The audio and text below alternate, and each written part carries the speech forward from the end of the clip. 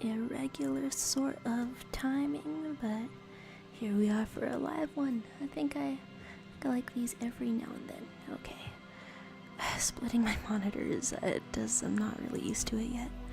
There's more of this, and I'm still not over choosing the dialogue at the end of the last one. Oh, hi guy, you got a notification. Hey, not 4 a.m. this time.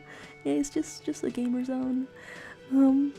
I doxed this guy's hookup to the local most frightening guys around, so I'm curious. Oh, and I'm making Kim stand completely in the curtains. I'm curious if that affects relationship with cute boy. What do you mean it's 10 p.m.? Don't experience 10 p.m. I'm Uncle Luigi, experiencing a 9. Huh. I'm lucky enough to experience a 7. I'm that early bird getting that worm. Okay. Please, controls all set up. This thing glitched out on me last time, and I don't know how to cope if it does it again. Just looking around. I've got nothing to say to you. Hi, Why are you wasting your time? I'm just in a gamer zone today. Hey, how are you?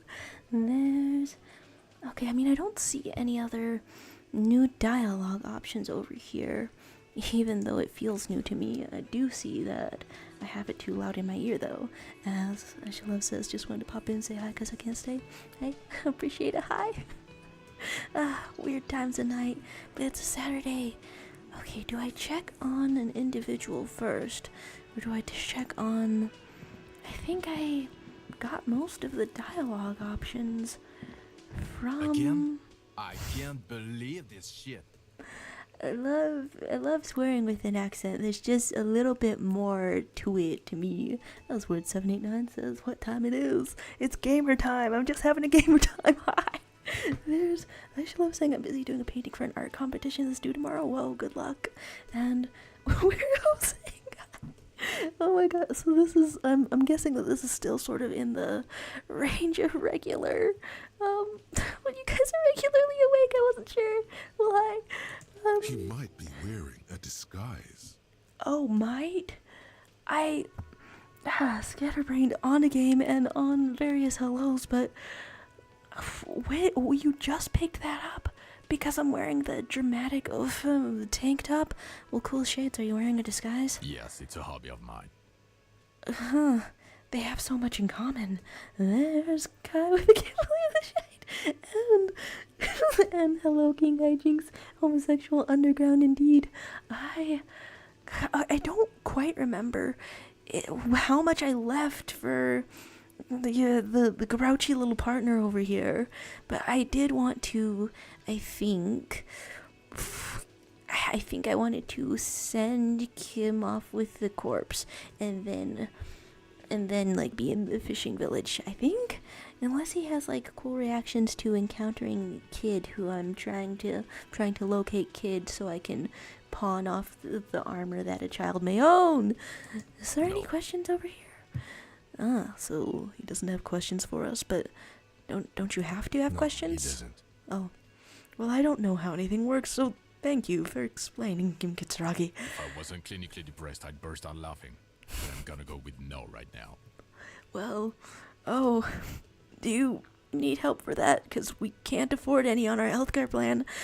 If you don't want to answer questions, maybe you want to hear me say things. Cute. Actually, I don't want to hear you say things. They have such a relationship. Come on, Jean. The fact that she still saved his horse-faced woman in his mental dialogue. Okay, say things. I want to hear you say things. Well, the narration of adopts a lighter tone sort of gives me faith. Hear that? He wants you to say things. Say one. I'm once again digging down a hole that I had no idea of where it might go or where it might end up in. Suddenly, out of nowhere, case-related things start popping up in your head. I just barely passed that reaction speed test. Doing this investigation, a man is hanged. Doing this investigation, it turns out he was shot and hanged. You know, tell him about the hung men in your area. You think he was hanged as a cover-up? To hide the shooting? We could say basically yes. Okay, well, And he corrects his blonde hair. Why am I telling you I this? don't know. Why are you? Because we're buddies. Who knows why we do the things we do? Free morale Somehow healing. bouncing those ideas off the man with sunglasses felt calming, like you've done it before. And I check back over the chat because my attention is split. As Mangaluigi says, chat one time my dad found character AI chats, now I'm not allowed on Discord. The tradition of being banned from things is ever expansive, and you're saying you finally got maidens, a girlfriend who's way cooler than you and who you love dearly. What? I'm missing all kinds of like cool little updates from you guys. Hey, congratulations. And chat's over there, and King Haijing saying, wait, you mean Kim being around for talking with Lilian's daughter? He has a line of dialogue in there that's really cute. Well then, he's going to work even later over time than we thought, because I'm bringing him to meet a random child that we've never met before. Swangaluigi says, Weirdo's name reminds me of a scratch friend I have in your area. And yeah, case-related things. Being calmed by Jean. You What? know what? It must be because he's buff. He looks like he works out, like he's got the devil on his back. This... And you thought you guys were heterosexual life partners? I mean, one half of your partnership may have been, but you've only just now noticed. I mean, you find out any time. Oh my god, there's more. You want something more? What is it? I don't think there is anything more. Even though that option is still lit up, so I guess I would just... I mean, I feel the urge to walk around and see if... he overheard us doxing Hi, his Agent hookup. I don't think he heard us He did. doxing his Oh, hookup. shoot. He has keys, and he likes the view. Okay, nothing new over there. What about And bye-bye, so gendarme? that was just a small harassing him to just hear his voice once again and out of there. Okay, nothing changed from the information reveal so far. And Kai saying Cheryl makes me want to become a real gamer. Now I need to find out what everyone plays. There's some serious gamers in this chat, I swear. There's some King Hijinks on that Skullgirls grind set. I keep saying grind set. I want to remove it from my vocabulary, maybe. We found the corpse of the shopper's husband. No, but she's not shopping right now, so I can't tell her. And also, I didn't take the mission, so I can't tell her. Can I buy a map over here? I probably You wouldn't. broke down the back door, the wards, Oh, the right. door. It's all gone now. Dark psychic energy leeching onto my shop. Oh, yeah. I didn't talk to her since breaking down her back door. Oh, how rude of me. I don't know why I was thinking barging in like that. Sometimes it's necessary to resort to extreme measures. If she's gonna stand firm, so are we. And we're firm as hell knocking down doors. It's necessary. I suppose it's all over now. I guess there's no escape. What do you think that means when you say that? You say, I've looked around, I can tell you what I saw. Was the only way to get this investigation going. Well, doesn't she want to know what we saw? Okay, I'm willing to listen. We Oh. are set on the path. There's little else to do. What, the commerce, you were so enthused about commerce and variable parenting techniques earlier. But before we go on, did you encounter Oh. the malignant entity? Maybe I did miss this dialogue. I totally thought I talked to her about everything that I could have. So the entity, no, I don't think so. I didn't see her, but I sensed her presence. Do I want to be a little spiritual on her? Does the first one lead to more hints? I want more hints either way. Let's go. Did? Then it has to be true. I've suspected that this woman-shaped energy must be connected to the curse ever since I first saw her. Did you see that she lives inside the chimney? So you looked back there too, and you didn't talk to her long enough to say, hey, where are you? Do you actually live? You mean the chimney that's part of the central furnace? I heard voices coming from there, or chimneys aren't big enough for anyone to live there. Really curious what she says to that. Or the passage between heaven and hell. Does she think someone is small and can live in a chimney? I must know. No. This chimney is part of the building's central furnace, and it's enormous. She has barricaded herself behind some metal security curtains. God knows what she's doing there. Well, it sounds like squatting in style. Some unnatural magic, I assume. What? You should go find the entity and ask what happened to all the companies in the building. Very And do return exciting. to me after you've talked to it. I'm quite anxious to know what she has to say about the curse. Okay. If you're really interested in cracking this mystery, then we should go back to the furnace. Maybe you could yell into it or something. Make some noise. You'll think of something. You always do. But I think that's the something that we had to think of, and you already said it. And then I was looking back at the chat to see the hungmen are currently in your area. I guess it is Emma Luigi saying, I forgot to turn on my theater monologue, and King Hijing saying, I'm a big fan of fighting games, and Weirdo saying, I just started playing a game called One Shot. I watched a playthrough for that one time, and it, like, changed my life, I feel like. Or Despite its cool, felt the lieutenant's extremely interested in solving this poignant. mystery too. What? Okay, wait. 5 p.m. in the night. It's falling dark. You found a bullet, and it's the residue of corpse still kind of on your hand. And you're interested in a mystery. I'm liking it. The whimsy is with us today. This is good to go back here. All right. Well, I guess I want to walk on about it. And actually, it's quicker to go around the other way, I think. And King Hijinks is saying, yeah, so I think you have to play Sans. That's awesome. Did that at the same time as you brought it up in the chat. And guys saying a quick Google search has told me popular games. Final Fantasy, Disco Elysium, Spider-Man, Nier Automata, Resident Evil. Is this the right door? Please have it be the right door. Yes. Sims, GTA, and Baldur's Gate. I shall play them all. I feel like I saw enough people getting obsessed with Baldur's Gate that if you... We did leave a corpse in here, huh? That feels like a thing that criminals do instead of cop investigator. Oh, there was a little running. I feel like there's a chance, Kai, that you would get addicted to Baldur's Gate. Or at least deeply attached to one or two of the characters. It's full of hot people. And there's King Hijinks saying that you played One Shot, and oh my gosh, yeah, foot stuff. And you've got a niece around you. My goodness, busy happenings at a Layer time of of night. coal dust covers the furnace, coloring it pitch black. So there's yelling. Very high. +1 from Wet Your Whistle. Wet whistles in your area. When did that happen? And war painted your face. It is sort of implied that he hasn't showered since yesterday when I put the furnace soot on his face. Okay, yeah, hello. Something breaks loose in you.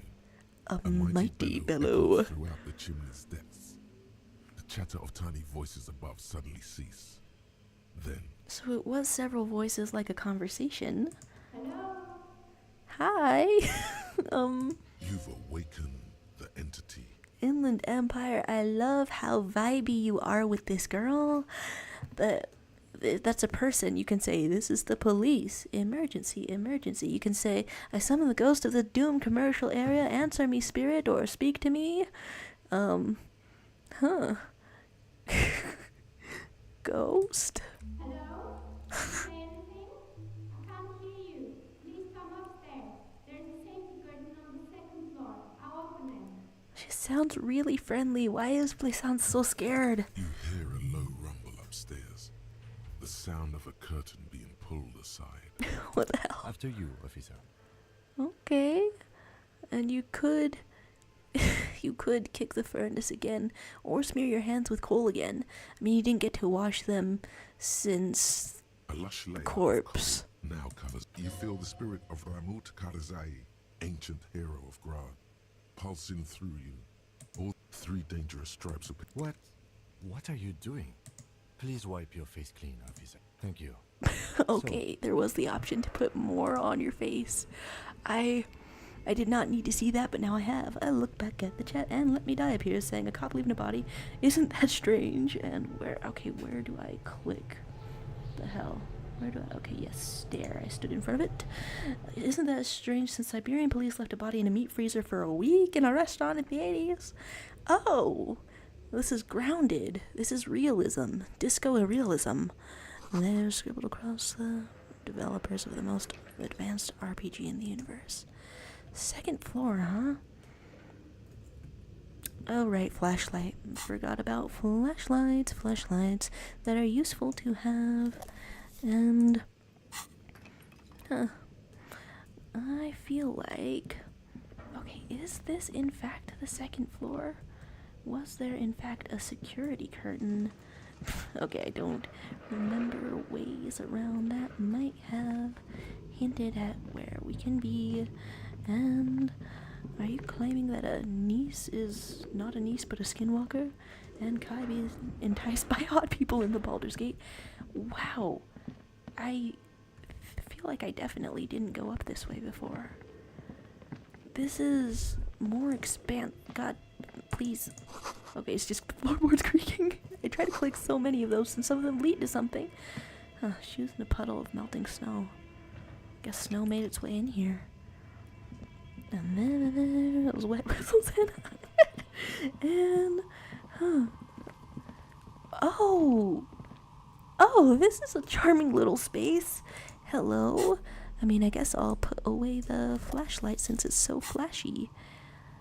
Well, this is... I would haunt a building if it looked like this as well.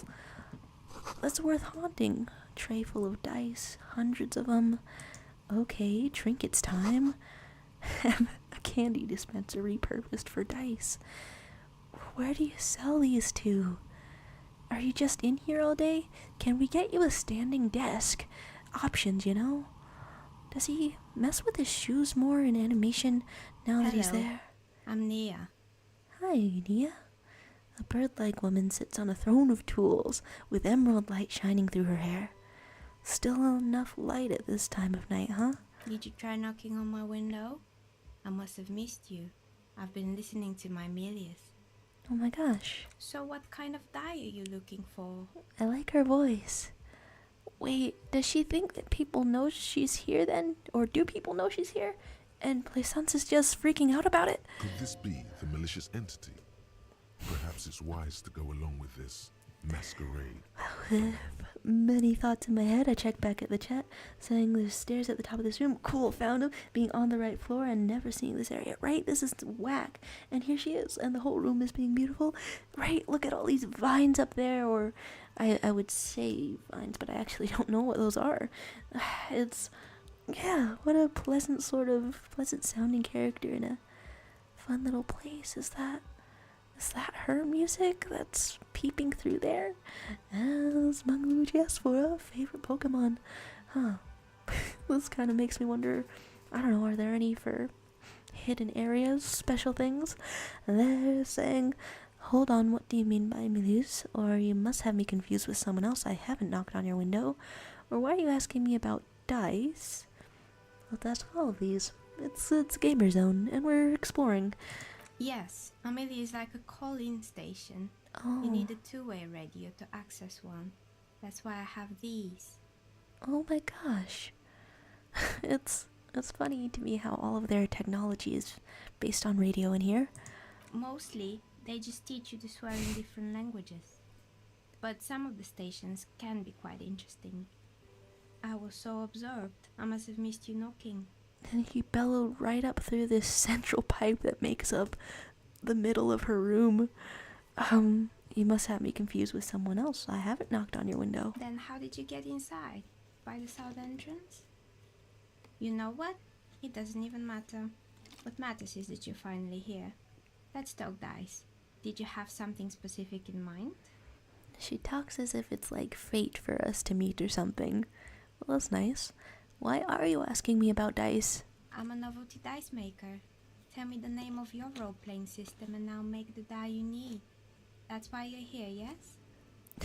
Oh my gosh. Hey, get your creativity on. As she speaks, her bone-like fingers fiddle with a ring. Her bones light, but her hands strong. Oh my gosh. Role-playing games? Ooh. You know the one made by Fortress Accident. Does that count? Huh. Pronounced it differently than Kim does. And you can say, sure, I like role-playing games and I need some dice. Or you can say, maybe I'm not really sure why I'm here, or no, I was looking for something else, and make a mysterious face. Or, I'm not interested in buying dice right now. I'm a police officer and I need to ask some questions. And I announce my need for questions by bellowing up a huge pipe. I'm kind of curious. I mean, what dice do you get if you need some dice? Very good. My rate is 10 real per set, unless you want something really unusual. Huh. Take a look around and see if there's any particular stone you want to use. That's incredibly affordable. And precious stones and minerals. Are they balanced? How do you do it? This person means you or no one else. Absolutely no harm. She will answer freely and honestly. Got those cop instincts, huh? Or investigator's instincts. No falsehoods are present. She's a novelty dice maker and doesn't have anything to hide. Ask what you need. It's really wild hearing more from Drama lately. You can say, how'd you become a dice maker? I'd like to order some. What do you know about the man who was lynched? Or where are we anyway? It's kind of abandoned, but not that abandoned, right? How'd you become a dice maker? How did I become one? It was a business decision. I was a regular jeweler at first, but that's an unfocused field with too much competition. Her voice reminds me of someone in particular, but I can't remember who. Some of my friends were role players. They asked me to make some polyhedral dice out of cobalt.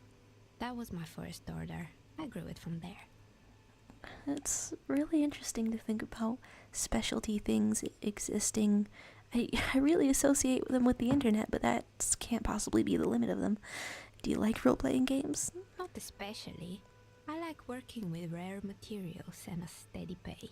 Huh. And role players as customers, they're nice people. Oh my god. Wait, she's so chill. It's like, is she too chill to be friends with Plaisance, and that's what's up? She's thankful for the security they provide her.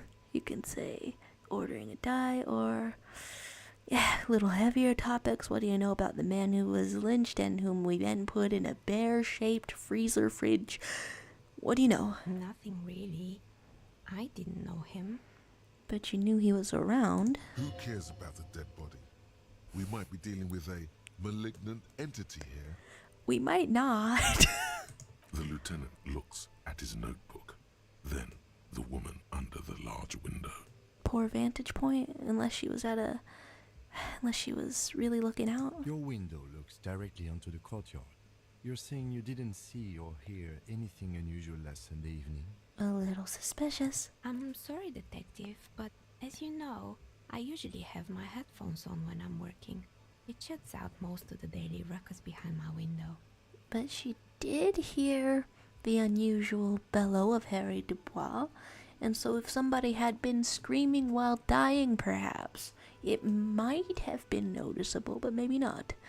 Well, what do you mean by daily ruckus? And does that include screaming while dying? Well, there's always something going on in the Whirling's backyard. Like Kuno. During daytime, there are usually those kids. And lately, I've been seeing a lot of drunk workers hanging about. Must be because of the strike. She's heard of the murder, but did not see it, sire. I'm still freaked out from hearing from Drama more often. She's not sorry to disappoint you. Informing on someone in a murder investigation would intrude upon her focused existence. I'll glance back over at the check, 'cause it's been a minute as Let Me Die says, I don't remember the name of the portraits by an artist. Okay, wait, it reminds you of a blonde woman in a ponytail with a green background. The only one that I can think of is Girl with a Pearl Earring, but probably not that one, right? And King Hijink saying, I love her voice too. Yeah, it's very cool, and I love that she's a dice maker. I thought you would like her too, because your appreciation of D&D. It's kind of interesting to think about how the people most involved might just, I don't know, might not have come into it for any particular passion, but we appreciate their skills nevertheless. And saying the radio role-playing game made by the failed company that's based on the creators. Hi to Brina. Yeah, it's just a gamer zone out here. Just a gamer zone, but hello to you. Good to see you. As Mungluigi says, her voice reminds me of most of the female characters from Zelda Breath of the Wild. I'm gonna... this is making me want to look those up. And King Hijink saying, Plaisance is a pearl-clutching weirdo who thinks D&D turns people into cultists. Of course she doesn't like her. Right, that's... Oh... It's actually heartbreaking how extremely isolating her fear-driven beliefs are down there in that bookstore. It's a bookstore. You're surrounded by knowledge. You'd think some of it would get in. There's reminding me of misfortune. As we're thinking episode. And here we are, intruding upon a focused existence to ask her questions about a murder investigation. But I never saw anyone during that fateful Sunday night, I'm afraid. Just a chill existence that continues to chill. And you never took your eyes off your work to look out of the window. I mean, like, if you've ever lived in a bad neighborhood, and, like, depending on how loud it is outside, you might just, like, lay on the floor. I don't know if that's, like, in America, like, prevalence of guns kind of things, and be like, yeah, I hope that doesn't get any louder. Or if you're nosy, you might go like, you having a breakup? Are you calling the police? You never took your eyes off work. I might have, but in this case, all I would have seen is my own reflection staring back from the darkness. Just one witness then, and he didn't see them too well. It's really hard to make anything out in the yard when it's dark outside. Besides, I rarely get up to look out the window when I'm in the zone. What a life. Oh my gosh, so peaceful. Do you often work Sunday nights? It's an odd profession, making dice for people, but I like it. And I prefer doing this to sitting at home. I remembered whose voice this reminds me of. The person who runs the channel World Building Notes. The slow, deliberate, sort of gentle way of pronouncing things. Oh my gosh, it's like really similar. Well, thanks for your answers, Novelty Dice Maker. She nods. Anything else, officer? We could be ordering a die, or where are we? What is this place? We're inside the chimney of an old central furnace. It's strange, I know. This is considered the chimney? I would guess it was more of the piping and stuff, but this is really cool. Loft space, huh? She looks at the ruddy bricks that make up the walls. Even though they've been repainted, there are still signs of coal black soot here and there. But when I arrived here, all the other rooms were taken, so I had to build myself a makeshift home. Oh. Besides, I don't really have to pay any rent here, so that's a plus. No rent, making your art all day, minding your business. Is this the happiest person in Disco Elysium? Plaisance was right. There's an entity living in the chimney. You should ask her about the curse. I guess that's a type of entity. Creative. It's neat out here. Just the contentment rub off on you, Kim. You can say, I've heard this place is cursed. You know, the people call it the doomed commercial area. Or what are the other tenants? Yeah, one at a time, why not? I've heard the stories, but I don't think those stories are true. If you're this comfortable, I wouldn't think they were true either. Also, does heat still get trapped in here if it's winter and snowing outside and you have the window open? How do you explain what happened to all those companies? Or Plaisance is the one who sent me. She's convinced the place is swarming with malicious energies. Well, if I only get to choose one, I would want to choose this one. Plaisance, the bookshop lady? I've heard that her business is doing rather well. Have the energies spared her somehow? She's trying. You could say the bookstore isn't doing that well. There's hardly any customers, and she has to exploit her own daughter to keep the company going. Oh, hello. I've just met you, but do you have any opinions on child labor? Would you like to have a rousing debate? The curse is just biding its time before it strikes again. Sooner or later, everyone will fail, even her. Well, that's kind of doom, sort of defeatist, and I hope to steer you away from that, man. I don't know why the bookstore hasn't gone bankrupt yet. That's what I'm here to investigate. If perhaps you were going to hex it. Well, that seems like extreme profiling of chimney people. Child exploitation. How about it? Opinions?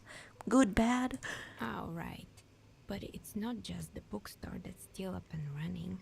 What about the whirling in racks? Some people say it's part of the building complex. I did try my best to break it, apparently. You can say the whirling is part of the doomed commercial area. I mean, it's similar kinds of shops, right? Or it's still a separate building. The energies can't reach there, or it's not doing well. Its waitress just took off and customers have trouble paying bills. And the way that he said that, I love how he distances himself from that. You have trouble paying bills, and I'm sorry. You could say, you're right, the whirling doesn't really look like it's cursed. It's part of it. You could say so. Both houses were built at the same time and under the East of the Commerce Central project. So you know some history, if not the immediate world around you. Say it's a separate building. And then there is me. Do you feel like a curse? I wouldn't imagine so. I've been here for 14 years, Whoa. selling novelty dice to role-playing enthusiasts. Not exactly a million-real business idea, yet somehow I've survived despite the talk of malicious energies. Strange, isn't it? I'm sure the lack of rent helps. It's because she's in cahoots with the demons. Half-Light is saying that. Wait, are you genuinely freaked out by her? Why? Buy something. Maybe it's just because she's so talented that she's been able to woo the curse. Appreciating a fellow artist, are you? You can say, Plaisance thinks it's because you're the source of it, the malignant entity. It's because you're competent and dedicated to your craft. The curse doesn't affect people like you. Plaisance, on the other hand, oh, wasn't screaming competent to us, was that? Or you can say the curse will get to you, I have no doubt about it. It just doesn't care about earthly time frames. Okay, ominous. I'll be the first to admit there are many inconsistencies with this so-called curse. Wonder about the dedication. I don't like how it assigns blame, but it interests me. What, so the curse only affects people with poor work ethics? What you're describing isn't a curse, it's capitalism. Hey, isn't that a type of curse? The jig is up. The she-demon knows you've uncovered her true identity. I didn't know how superstitious you were, Half-Light. Time has come to face the source. Fear not, for the forces of the universe are supporting you in this psychic quest. Are we supported indeed? I think it might still might be you that's causing this. Narrow your eyes mysteriously. Or I'm starting to see that there's no curse, only business decisions and natural market fluctuations. Or I'm still not sure, the world is a puzzling place. What if it's you? So I'm the grand dragon in the cave. Might I ask what supports this claim? I yelled to summon the ghost of the Doom commercial area, and you were the one that answered, or there's something ghostly about you, or you're the last man standing, you must be responsible. Huh. And you say, or you could say I don't have time for explanations, not amidst all those visions I'm getting. Hey, what the hell? How many visions have you been getting? I'm curious about that, but also curious about assigning ghostliness or summoning things. Most curious about the last one. Of course. How convenient. I'm having visions. I'm a vision cop. Well, if you ever find a way to explain all those inconsistencies in the curse, then let me know. Yeah. That's all she has to say on the subject. She has been thorough and truthful, as far as we can see. The absolute certainty of insight and difference of tone from drama is unique to me. Look back over at the chat for a second. As we're in the gamer zone and Brina had said, I keep getting work piled onto large amounts of assignments. The solidarity to you, and King Hijing saying, yeah, Nia is a super chill person who seems like she has a really peaceful, cozy life with her own little dice making business. It's so nice, right? And Mangaluigi off to crochet. Hey, very productive, oh my gosh. And Kai saying, okay, so the 3 games will start with our Final Fantasy, Resident Evil, and Devil May Cry. Oh, what's unique about Devil May Cry that's sticking in my head for some reason? As King Hijing says, okay, I'm appreciating her creative passion and chill vibes, right? It's kind of fun over here. And saying, I imagine D&D players to have good money to spend like furries. Right? I really want, there's definitely a range of people with an amount of money to spend. Like, I have seen some of the, I don't know, Critical Role fans having a bunch of money. But I wonder. And there's moments of silence and gamers out here and watching this while drawing my girlfriend's persona is so peaceful. Oh, I hope that the vibes keep up then. Plaisance needs to hear about this. Perhaps if you combine your psychic energies, you will make sense of the situation.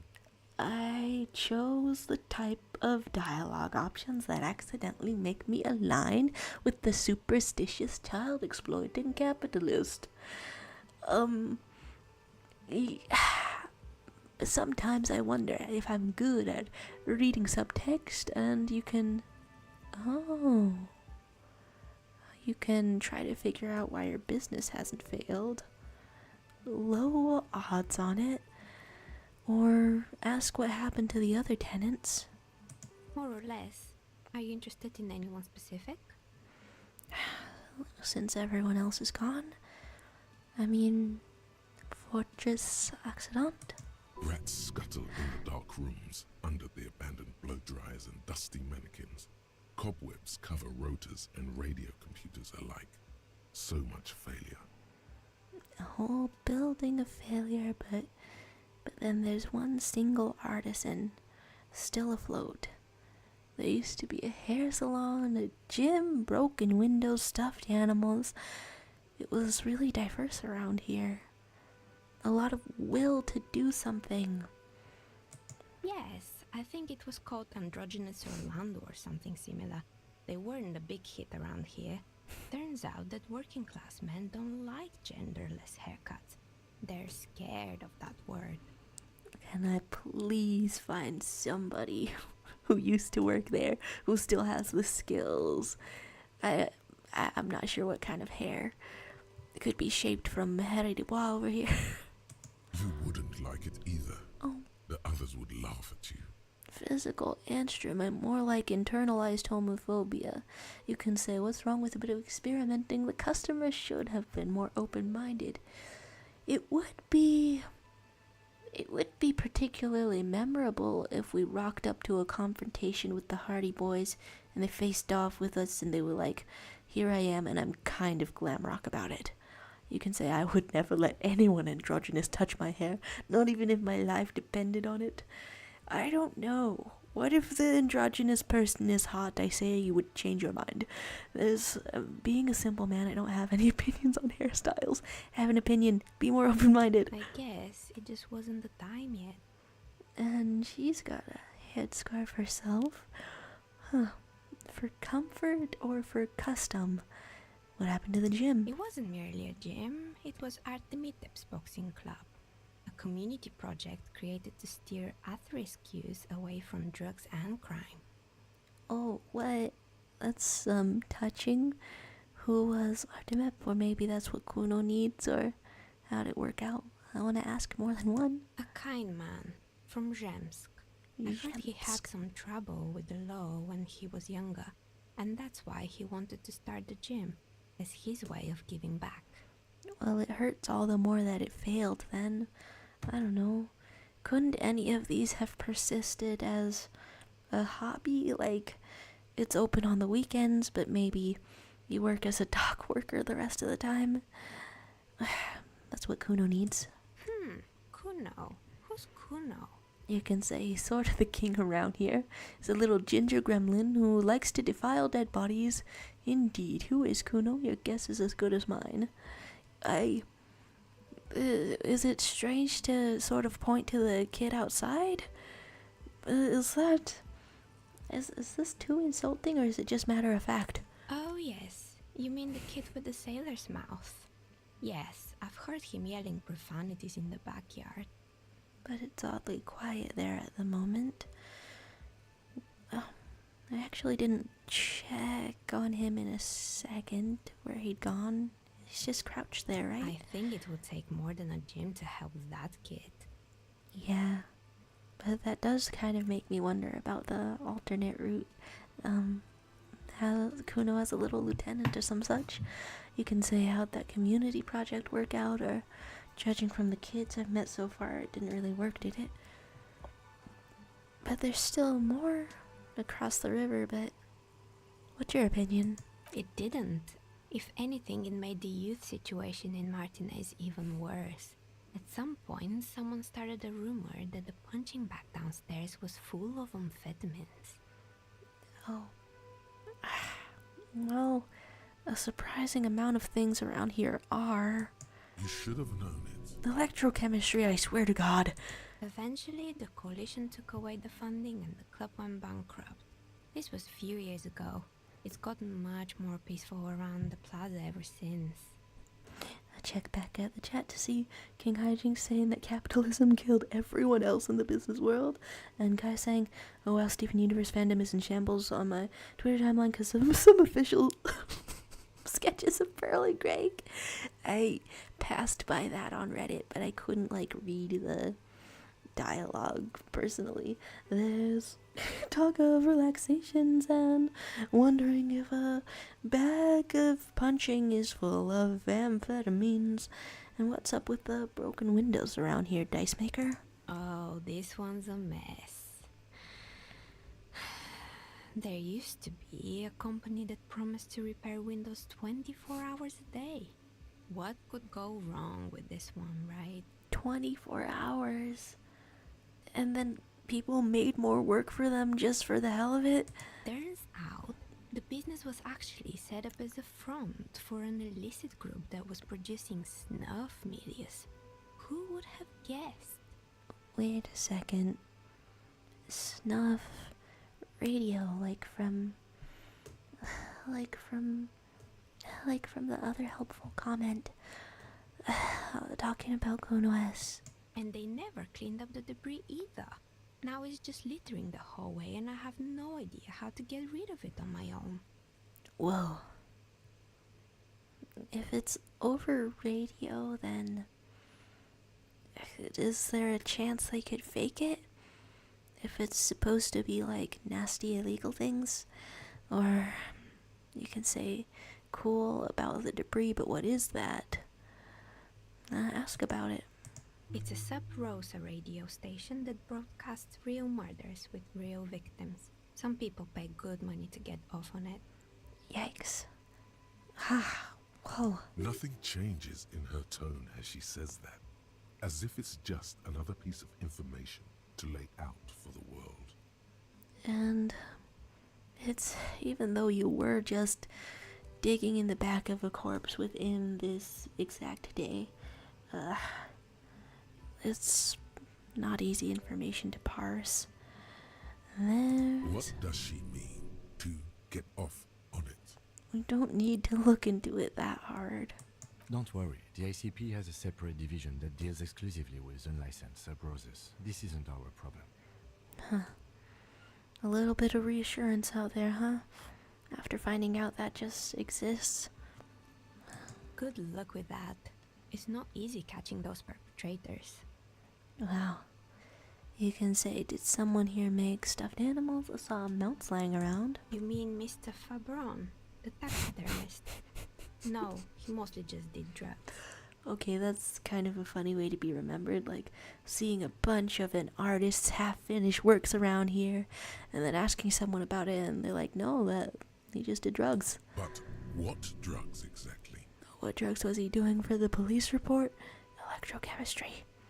You're really high right now, and I know you want to be higher, but we let it pass. Anything else? Found There used mannequins. to be a fashion atelier here, but I have forgotten the head designer's name. They were doing well for a couple of years, until the insect rights activists came. That's kind of a novel idea. I don't usually see people fighting for the rights of insects. I didn't know insects had any rights or activists. Unfortunately, yeah. Yeah, the atelier didn't know it either. They produced a certain collection that used chitin among the materials. Apparently chitin is made in the Occident, where it's extracted from beetle wings. Whoa. And you know how all kinds of political movements are big in the Occident. The activists shut down the biggest chitin supplier, which of course caused the price to skyrocket. But I'm pretty sure chitin is also in, crab shells, which are larger than an insect, and they fight you more, and, okay, I don't know. And, naturally, all the most fashionable tastemakers refused to be seen in chitin from then on. The atelier went bankrupt before they could finish the collection. And nobody even wanted to buy it secondhand. I'm glad that someone took care of the little guys that like insects. Sure, form a little opinion on that, or saying they don't have any brains or feelings. I don't know.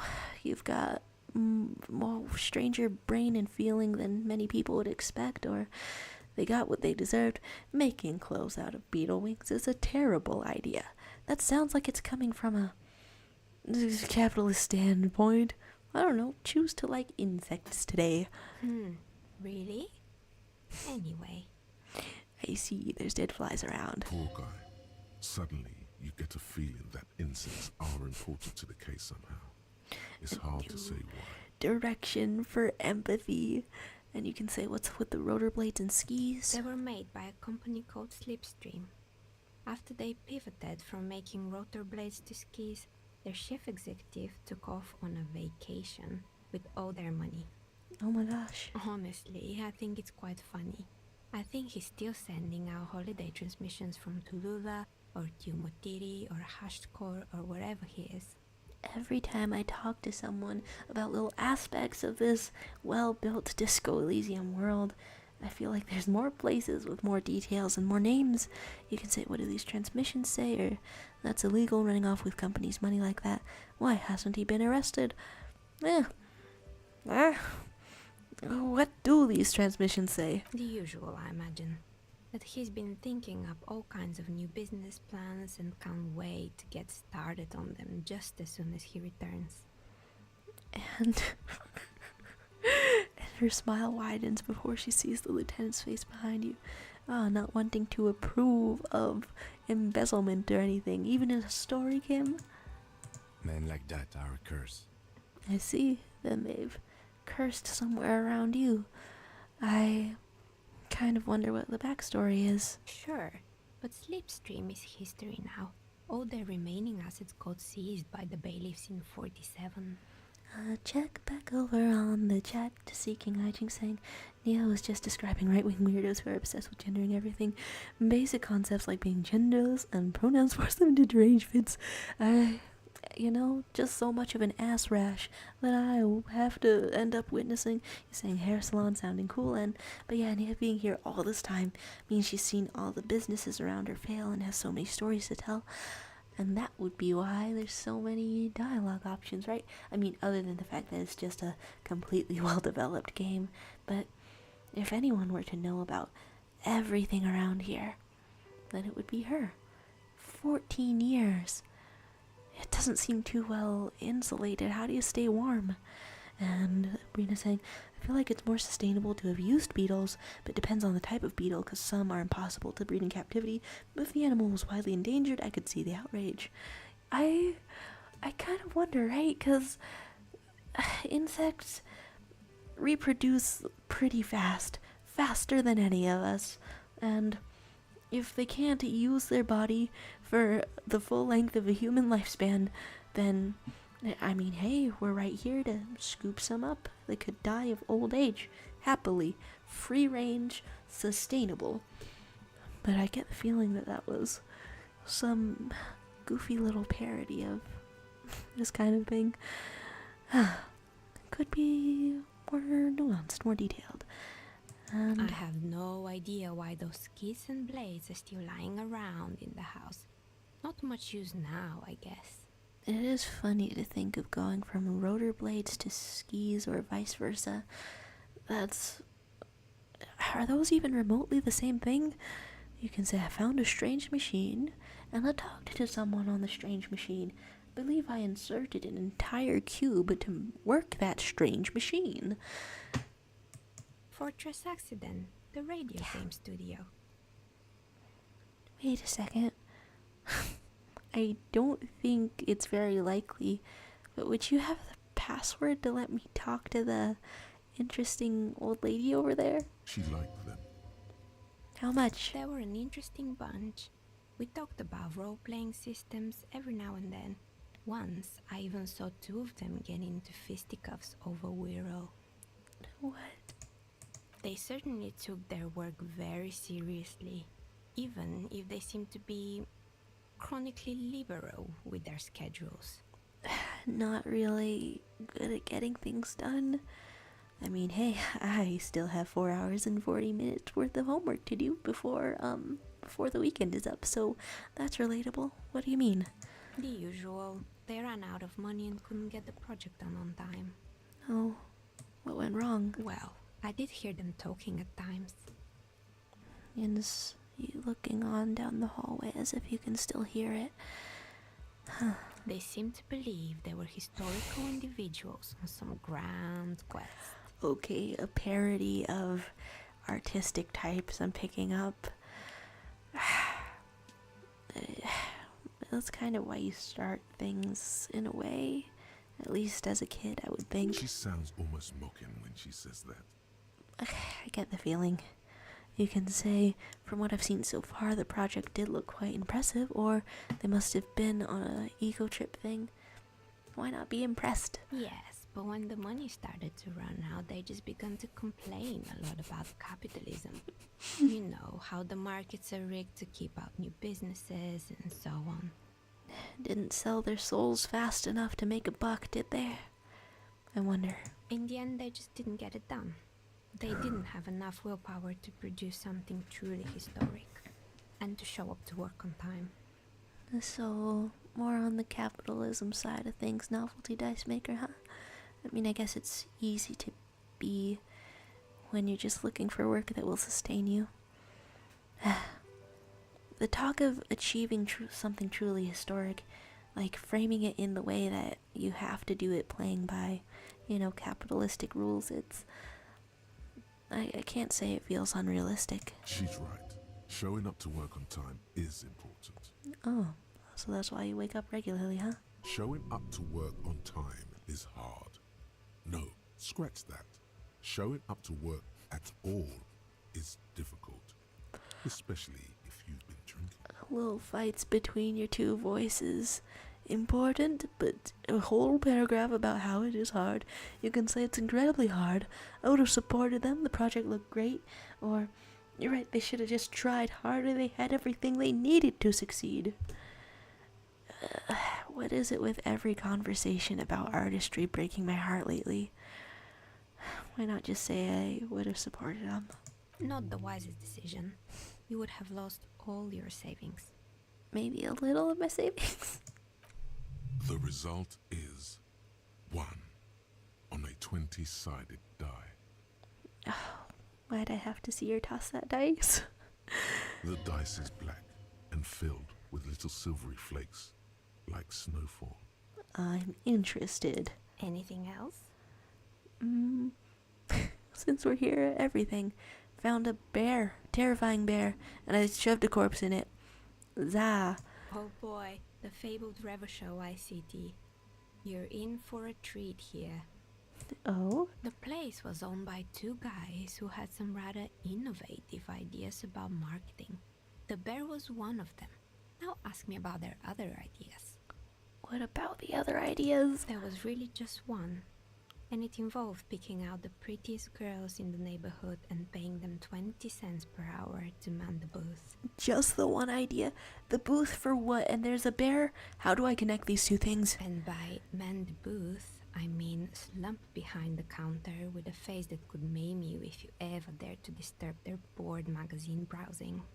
Well, that sounds like the business model for the convenience store near here, too. Sounds like she really didn't like those girls. Well, they're long gone, right? Fritta does the same thing. Hey, jinxed. And you could say, I know a girl just like that. She works in Frita as a cashier. She's not particularly friendly. What they expect, 20 cents per hour, is dog's pay.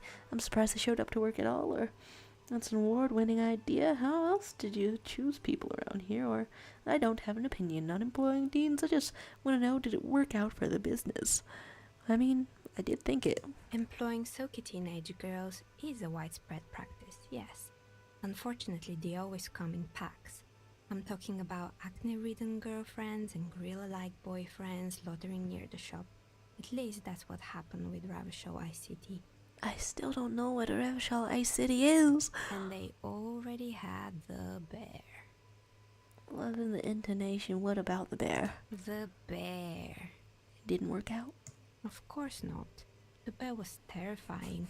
No one wants ice cream guarded by a hostile apex predator. To make matters worse, the fridge didn't work too well either, and half the ice cream came out malformed and partially melted. well, the thing that we put in there cannot possibly get any more malformed, I think. Eventually, Ravishaw Ice City lost the price war to its rival, Glass A 5000. Glass A 5000 sold caramel sundaes for only 5 cents a piece, out of regular fridges. Sometimes the innovation does not excite, I guess. And I checked back over at the chat to say that Breen had gone out of here and wished us a good rest of the stream. And it's not 2 a.m. River, but hello to you. And King Hijing saying, I wonder if the stories that Nia has about Fortress Accident are actually based on the Disco developers, right? It seemed oddly personal to explore their place of work earlier. But at the very least, I feel like maybe there's some self-parody in there, right? Yeah, Kai saying working in general is hell, and 20 cents an hour. Oh my god. Double hell. And King Hijink saying, I mean, they aren't wrong about capitalism. Capitalism affecting art and artists, like, it does sucks. And saying this business that uses young women like that sounds gross. But yeah, that's the fruit. But saying that you would eat ice bear ice cream, it's making me think that I'm forgetting something else called ice bear from somewhere else, and that's gonna be a weird little feeling at the back of my mind for a minute, I guess. And talking about the market doing its job, or I'm sure the bear was doing its best, or the bear was scary. Every time I saw the bear, I felt scared, like it could come alive at any moment. I don't know, why not admit to fears? The taxidermist who made it said it was his vision beast. His vision He beast? said he met his vision beast while high on desiccants. He called it Megatherion. High on desiccants. You can get high on something that dries you out? I truly don't know much about the world. Any world. Scary, but cool. Half-light, excellent. Megatherion, and what's a vision beast? What is a vision beast? It's an imaginary beast that guides you through life. Interesting. By telling you to do more drugs, mostly. Fascinating. A wise and noble beast, guiding you toward the land where the streets are paved with drugs. Somehow I feel like we have one of those in our head. I don't know what kind of beast electrochemistry is, but he's formidable. You can say, I don't do drugs, I do drugs, I've got a vision beast. I don't have a comment on drugs. Well, we've taken one sip of alcohol, but we could try to be more clean from here. Very good. You shouldn't do them. You're a police officer after all. There we are. Anyway, now you know the story of the fallen ice cream empire. Well, and there's just dust beams swirling around, huh? Still a bit of light out here. Little sparkling embers under the window. Oh my gosh. Outside it's light. Light scatters from the low-hanging cloud cover. There's always the threat of snow. Ah. You saying over there that vision beast is just another word for persona? Good night to River. Anything else? Another failed business, perhaps? I've been here for a long time. The way she sounds amused about that. But from here I would say that her face is like younger than I would think for someone who's been working so diligently up here. You can say, I found the building's intercom, but it's not working. Sure. Oh, right. I hope you didn't try to ring me. Oh. I think none of those doorbells work, including mine.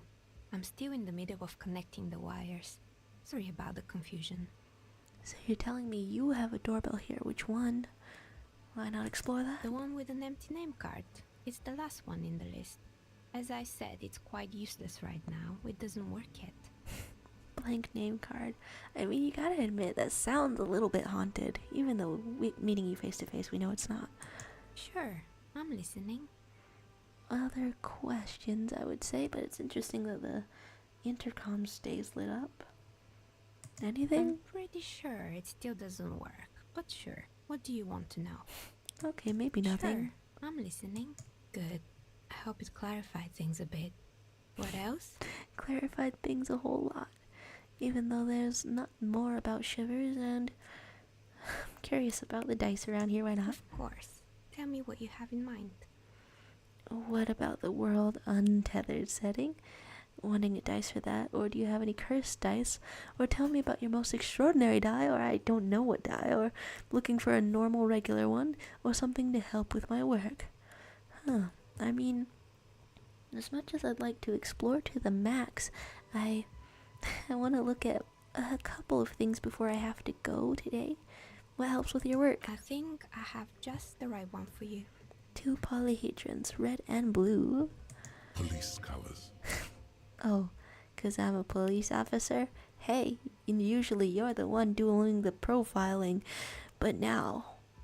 Not the most original, I know. But sometimes the obvious choice is obvious because it's best. Yeah, why not? Here, catch. They're a gift from me. And I can drop the dice possibly. It's a red check. Why is it a red check? I can't even put on anything else to fix me up. Okay. You overthink it.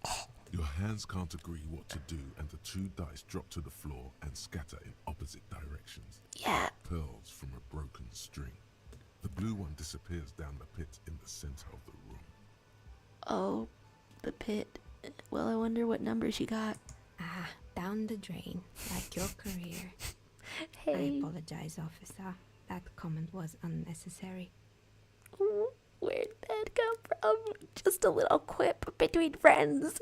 You can pick up the red die or say, I don't play fetch. Some kind of Dick Mullen quip over here. Pick it up. That one is made of bloodstone with a lapis lazuli inlay. Sounds The other gorgeous. one was the inverse. They were a set, you see, but now the set is broken. This is kind of sad. I'm not ready for any coordination checks and that frightens me. It's a shame. They might have brought you luck.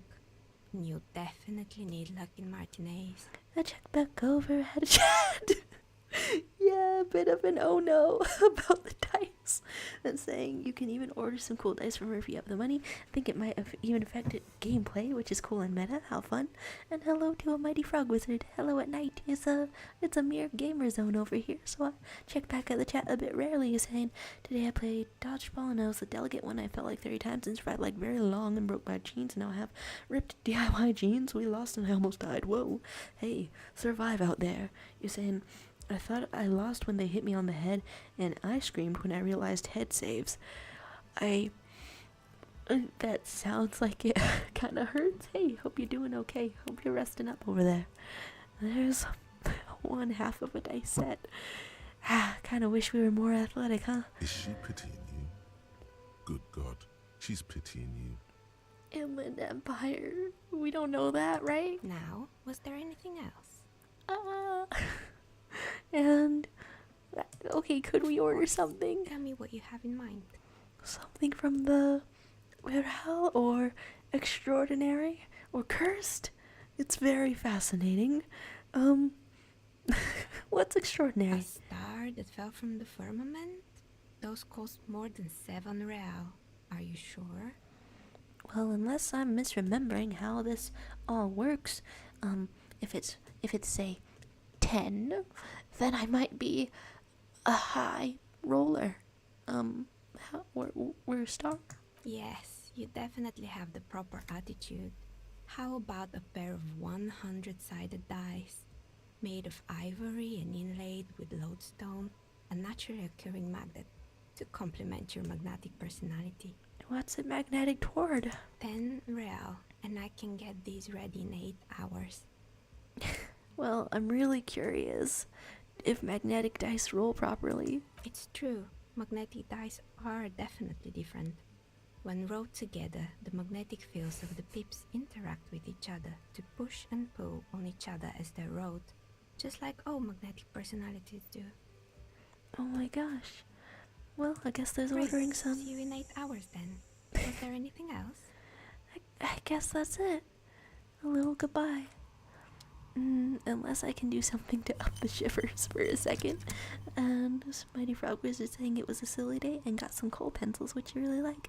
Hey, drawing with charcoal, it's pretty good. You can smear it around the paper, I think. It's very soft. And do I have anything that increases your shivers? anything whatsoever. Okay, here's this.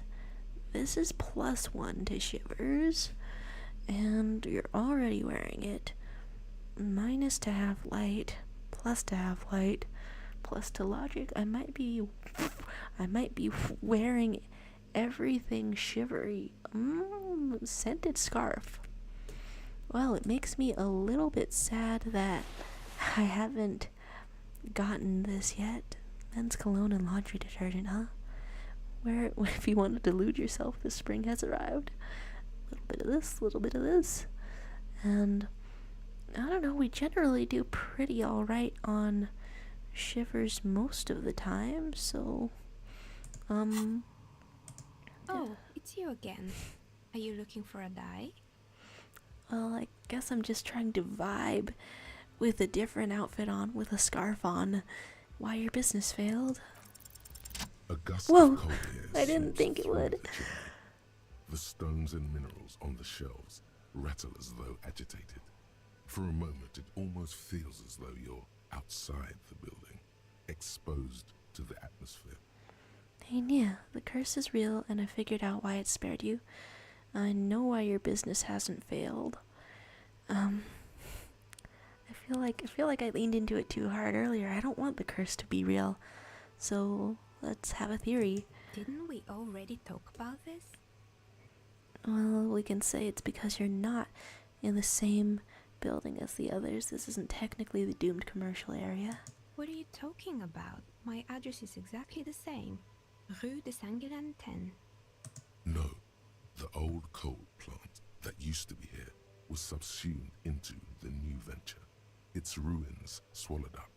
Yet it has a different address in the heart of the city. Shivers, are you saying that the curse is real? Wait, you can say no, this used to be a coal plant. You're in the chimney of another building. This doesn't make any sense. I guess, yeah. You're in a huge smokestack. Are you saying my business was spared because of a technicality? Where is this coming from? Curses are like lawyers. They're strange to be around. I don't know. You can say I have my own methods, or it has a different address in the heart of the city, or in the heart of the city. Is this the first time he's mentioning to someone that he talks to the heart of the city? Or you could point above. You haven't sealed the chimney crown. Heart of the city. And what? Does it mean that I'm safe from failure? Protected because you're in someone's heart? Don't let her become complacent. She still needs to ward her soul against the evil forces. I got really deep into this, didn't I? You can say it's only your workshop that's protected. You should still do something to defend your person, or no one's ever really safe from failure. Well, I mean, I feel that one. And just like as a fact of life that you can roll with. She starts laughing, her fingers trying to rub away the exhaustion from her face. What is it? Do you know what this is? Wait, do you have a charm? A Lucky Charmer award? Your lucky charm? It's a mourning ring. I made this when my first company failed. It was a small jewelry shop right here in the East Delta Commerce Center, built with the little I inherited from my parents. Oh, that's deeper than I thought it would be. I drove it into the ground within a year. I didn't have what you would call a viable business plan. We can say the curse is real. I bet you didn't run this little jewelry shop from the protective depths of the chimney. Or why are you telling me this? I'm curious where the shop was located, but this one feels closer as a person. Why are you telling me this? It wasn't just a jewelry shop either. I always thought that it was just the world that you were supposed to try again and again until you finally succeed. I mean, some part of me thinks that too, right? It's just increasing your odds. It's just making sure that you're never entering one grand finale that you can never come back from, or trying to at least, and that you're always headed towards something else. And failure hurts less like that. And now you're telling me what? That it was all because I didn't run my little shops and ventures from a dump inside an abandoned chimney? That's how superstition hurts, right? It's an attempt to really explain something. And if you force that on somebody else who's already come to terms with it, it just feels insulting. You can say, don't call it a dump, you've made it nice and cozy here. Or I don't know what to say. Or coincidence is all that safeguards us. Hey, it's cozy. Yeah. Or maybe it's the entire world that's cursed. It's such a precarious place. Nothing ever works out the way you want it. That's true. That's why people like role-playing games. Oh, You can be whoever you want to be, you can try again. Still, there is something inherently violent even about dice rolls. here's where we get a little bit meta, huh? And Hegpie saying a good morning, y'all. I found the novelty dice maker. Hegpie. And she's talking about creating things under capitalism and the courage that it takes to try again. And also sort of in a meta text how we're in a role-playing game that's run by dice. I mean, but that's a funny thing to say about this one, right? Disco Elysium, it is a role-playing game, right? But, I mean, is Harry Dubois over here who we think of when someone says you can enter a game to be whoever you want? He's not a power fantasy, that's for sure. Catch up on the King Hijinks messages. The idea of cursed dice sounds cool, but it'll always roll one, maybe. I am curious if any of these do something, right? And saying, I love how artistic she is about making her dice, and if you come back in 8 hours, you will be able to get it. Exciting.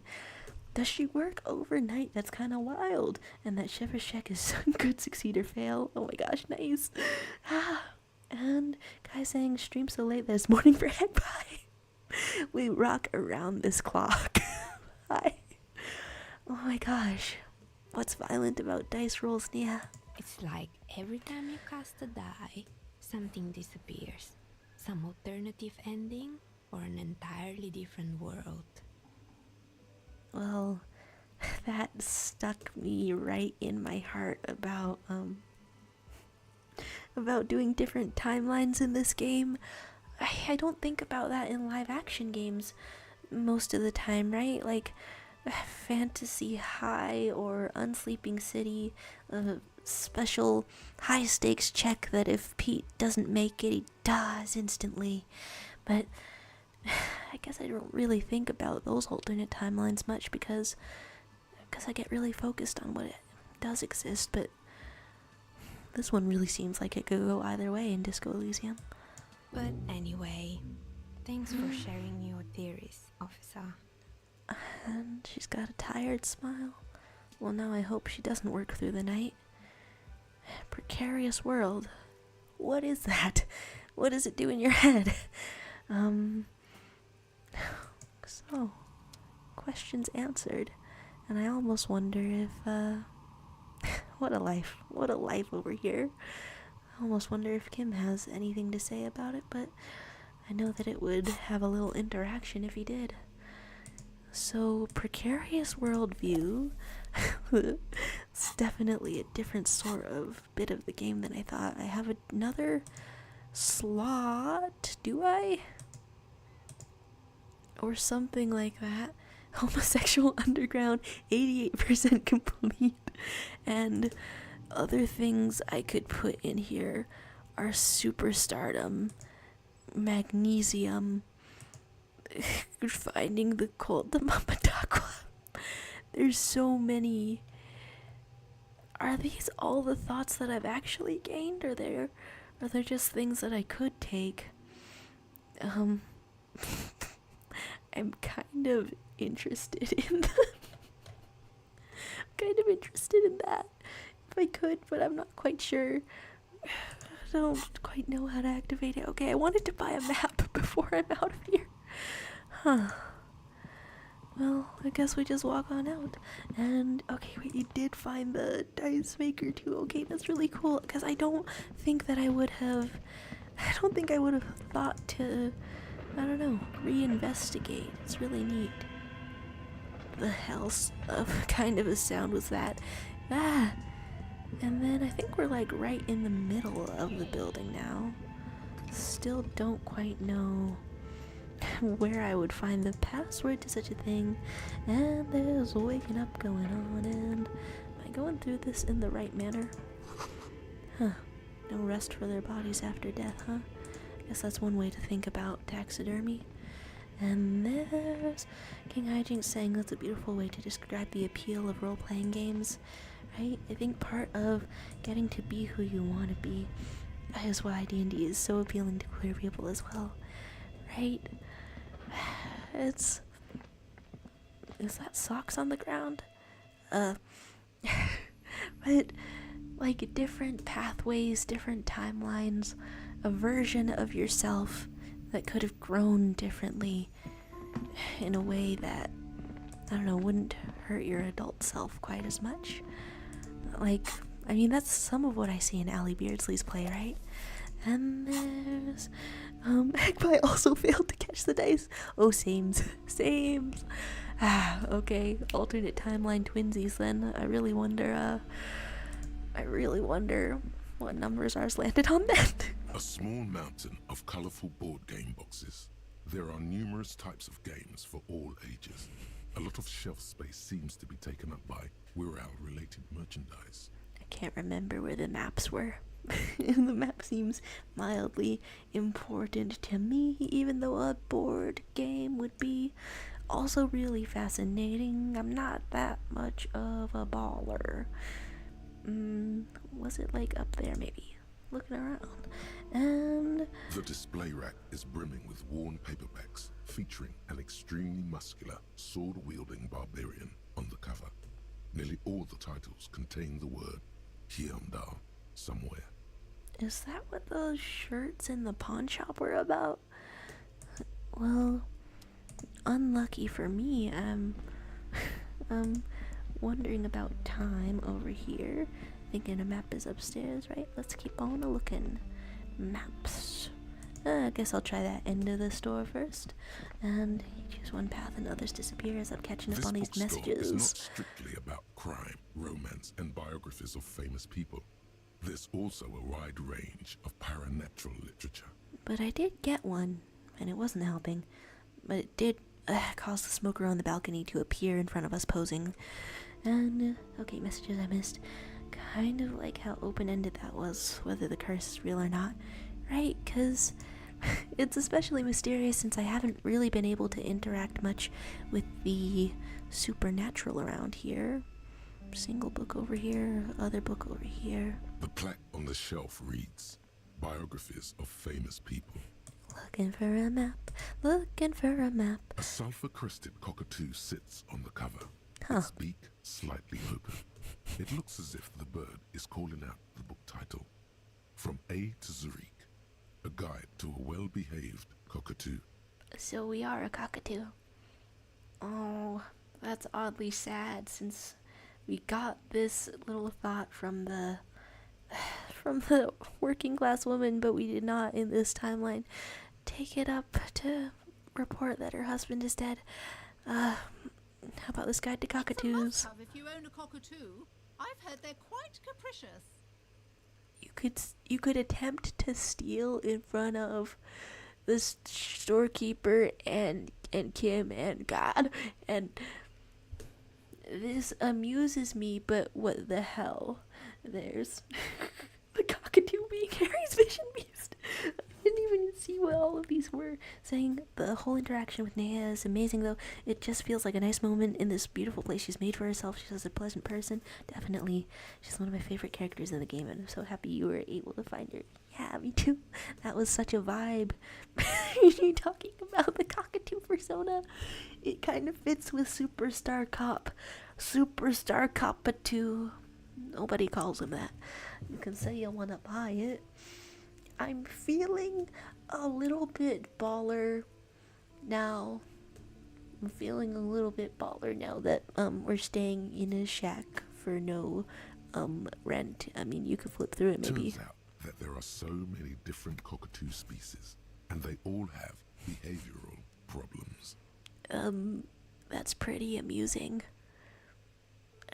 I... Capitalism won again. I knew it was a good idea to keep that around. What in the world? Were there maps? And saying, but yeah, it's suddenly very sad Shelves filled now to that the we know what brim happened with to her crime husband, novels right? featuring the supposedly stalwart Vespertine detective, Dick Mullen. Wait a darn second. None of these shelves were maps. Then where did I see a map before? Was it like outside? Huh. I'm going in a What little have you circle. found? And also, do buy the books. There may be teachings in them. I've bought 2 already, and that's more than I thought. I was going to... Well, I talked to the entity. She's a novelty dice maker. A novelty dice maker? Well, spit it out. Why does she need the dice? For some kind of sorcery? Sometimes they use the ankle bones of sheep. I mean, they're more like little jewelry, but hey, sheep bones or something too. Imagine if you bought those for every game of Monopoly. You can say she's a businesswoman like you. She's not the one to be blamed for the curse, or I don't have a way to question further. She's a businesswoman. I don't understand. If it's not her, then where is the source of the doom? How did she explain the curse? Well, Just don't say you don't have any answer yet. The uncertainty is killing her. very nice You've suggestion. come this far. You know how to end it. There is an entity behind the entity. You can say it's in the taxidermist shop. It became involved in arts darker than taxidermy and brought the void spirits down into this place. You can say I don't have an answer yet. There's still leads to be followed like that strange radio computer thing. Or there's another entity more malignant pulling the strings. I mean, I'm personally curious about the radio computer. You're telling me that you went in there and didn't find out anything about the curse? Well, maybe I'll be in there again. You never know. Of course. I should have known better than to put my hopes on a man like you. You're no Simonese ghost whisperer. You're an alcoholic. Is it too late to lie? I'm wanting to lie now. I'm seeing the appeal of lies. The investigation's over. I don't want you going in there It's too late to anymore. lie. You're only angering the psychic weather in here. Now, if you're not going to buy anything... Oh my. Total psychic collapse between you two right now. The fact that Inland Empire picks up on this somewhat seriously. I am sorry we had to disappoint you, ma'am. Can we go now? It's getting to be definite night. The shop around you feels ancient suddenly, damp and saturated by the coastal air. The books are rotting.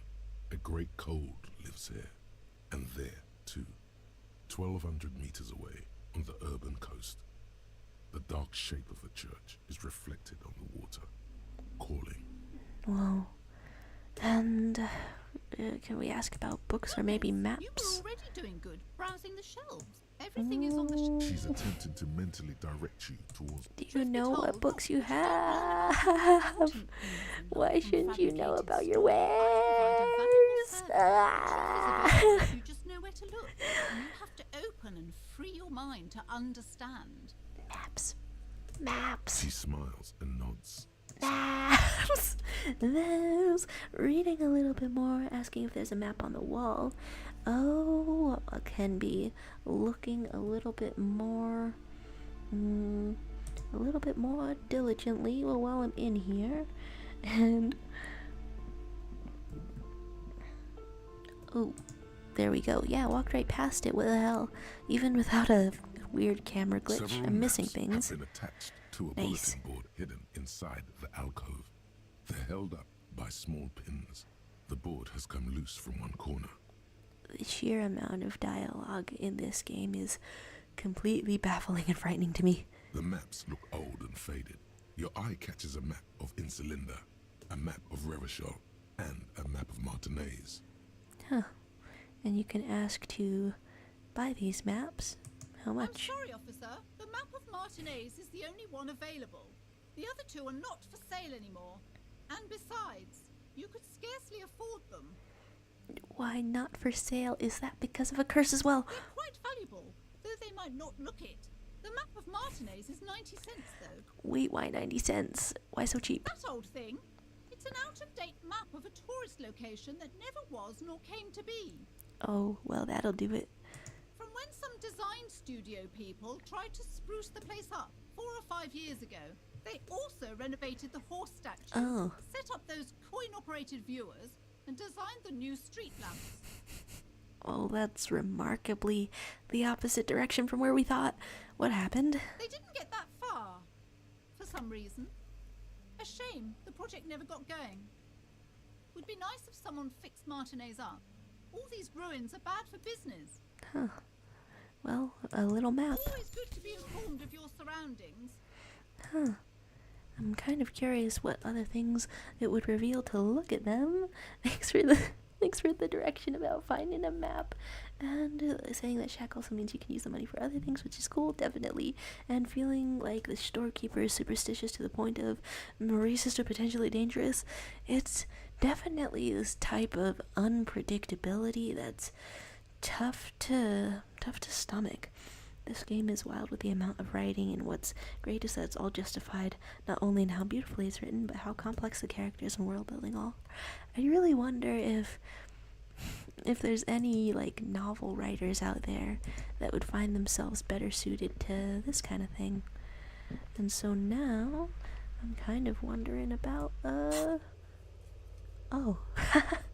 So I'm considered to be right by the Hanged Man. Whoa. The art! There was supposed to be a Ferris wheel out on that place where we just found a dead body. Oh. There's the waterfront, there's the church, there's the fisherman's stacks. Can I please be clicking on things? Anything. If I hold tab, is that anything? Ah. Well, that's almost something. Even if I haven't quite figured out how to fast travel yet. That was really beautiful. And like Disco Elysium is the most well-written game to exist, without a doubt. That's an easy thing to say. It's really cool out here. It's like I've had different experiences sort of being touching.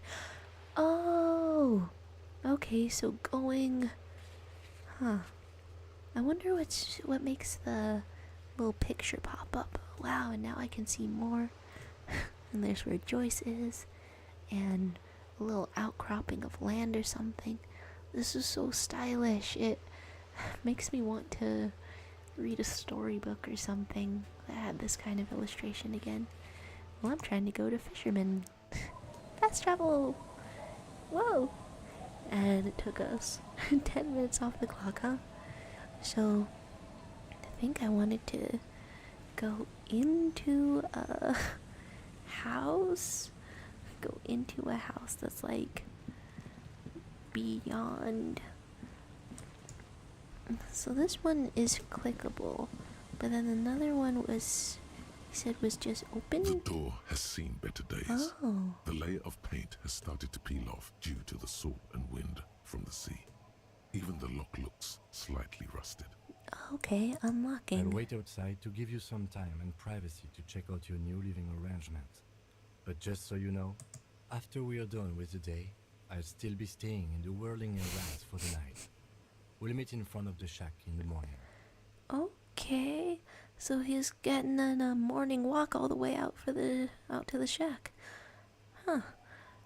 Did he say that to specify, no, I am not staying in this shack with you? The key turns with a satisfying click. You can enter the shack now. Well, it's looking pretty good. What's that? There's some kind of heater. Huh. And then I feel like I can't quite tell what exactly had child that I can see if child has armor.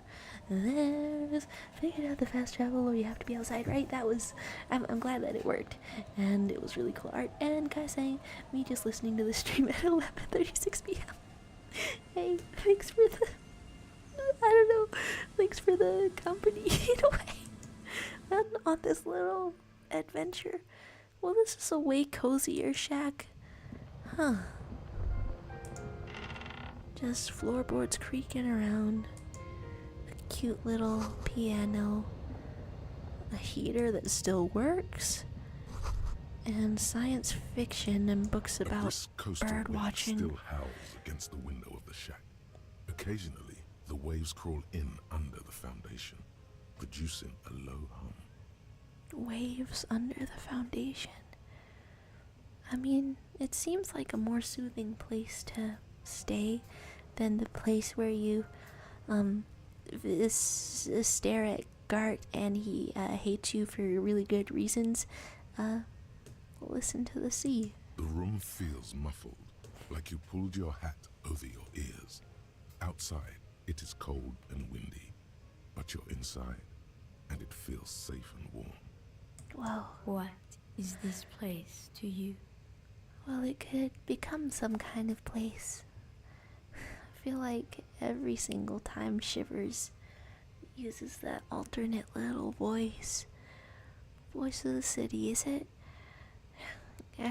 Every time it's pretty, I don't know, it feels poignant.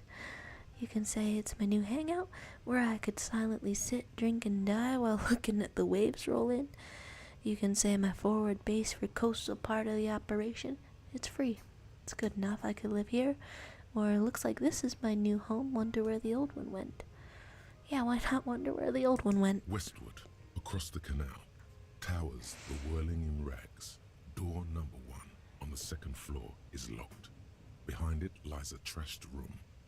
1 floor below, behind a counter, stands an irritable man.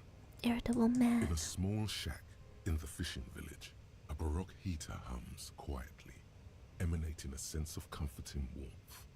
A wash basin lies on the table, the water inside reflecting the somber face of the world. Heating and water and shelter. Even a bed. Everything you need. Far away, on the corner of Petition and Main, a nondescript building, obscured in a haze. It's vacant and lost, just like its tenant. Where you used to live, right? Before the whirling in rags? You can say I changed my mind, I want to choose again. Seems like a fair assessment. Why not? Thank that strange sensation for the fair assessment. Outside, the howl of the wind has picked up. The waves crash against the stilts again. It's as if you think the thought, but in someone else's voice. What is it? Look under the floorboards. Voice of Revachol. Sometimes when you talk to me, you are scaring me. What am I looking for? Okay. Nothing under the floorboards in here, I think. At least nothing selectable. On the table, you see a bowl of water, a rough soap, and next to it, a small hand mirror. A straight razor soaks inside the wash basin. Hey, there is a smell of death on you. Scrubbing all the necrotic tissue off your hands takes a while. The fingernails are especially hard. Death has made its way into every nook and cranny. You were touching like 2 dead guys today. It's so much. But man persists, and finally, your bruised hands look clean and presentable. Sort of. The sudden absence of the morbid dead tissue smell is uplifting. Huh. And you can try to shave. I don't know. I don't know. Some of the spoilers that I saw before starting this game were the option that he can shave, and then also the option to be I don't quite know the context, but being a howling ghoul instead of a perpetual grin over in the corner. I don't know what that is, but that seems a little frightening as well. I mean, isn't having a mustache for Harry so classic at least? You can ask if shaving is the right call. The water reflects back a vague image of your face. Nose bulbous and red, hair unkempt, wrinkles lining the eyes and forehead. The stash is gigantic. And the wrinkles are a sign of smiling and joy, I think. You'll be looking like a pansy without the chops. A fucking pansy. I'm not listening to you, physical instrument, but it's a peculiar situation. Looking at the waves, the sea, in a church. What's with the box? The old lady used to know somebody who was a little bit military out here. Well, I thank you for the free room and have a little stretch with the scarf goes with it. I didn't get a really good look at it, but the scarf does go with it. And then I forgot while I was near the doomed commercial area, so that does sort of I don't know, debatably waste a bit of a minute, but let's walk back over here, meet child, and looking at the house to the left. Wow. And King Hijinks is saying the way Shivers describes everything happening to you, what's going on everywhere else in the world is beautiful. Right? It's definitely this kind of supernatural. Wow. Oh, a more well-kept house. I mean, it makes more sense. A lot of bunks around here. Armor glove, armor child. Hello, hello child. As you can see, I'm in the boots. Is that convincing? Hello child. What you humming? Hello, mister. 4 or 5 years old. What a happy little face. What's up? She clutches a small stuffed animal. Occasionally, she twirls it around. Are you the girl with armored gloves? Maybe not. Oh, I had gloves. Very big ones. Heavy, too. Okay, that's kind of close. Little Lily. Where did you get these gloves? And why did you touch dead body? Found them when Lemmy and I were playing hide and seek. In an empty house. Where no one lives. I think someone hid them there. Whoa. She doesn't want you to think she stole them. Okay. Detecting a bit of a police officer, are you? Where are they now? I hid them. The twins were gonna take them. They're stupid. She lifts her stuffed toy up and looks into its one remaining eye as though searching for confirmation. We are going to need those gloves. It's for important police business. Even though you can see that I'm building an outfit with it, Kim. Hey, I'll still take them. Oh. Well, now I'm curious how this goes without him too. Huh. They're in my sandcastle. Oh. Behind our house. Under the sand. You can break the castle. It's not very good. Are you Lillian's daughter? Yes, I am. Little Lily. Do you know my mom? We can say we met earlier or not really, but I'd like to. Well, if it's kind of a cute idea to get to know her, sorry to have the appearance of relentless heterosexuality in front of you, Kim. Uh-huh. Mom is great. You know what's great about my mom? What's great about her? Everything. Oh, that's really cute. Are the twins outside your brothers? Yes. They don't want to play with me. They're older and play outside. They're older. I didn't get that impression somehow. They look the same. Sometimes I can't tell them apart. They look identical, right? I said the same thing. They look identical. It's a full word. And you can say, what's that? Stuffed bird hanging from the ceiling? We did apparently have a quarrel with a stuffed bird earlier. It's a grouse. Oh.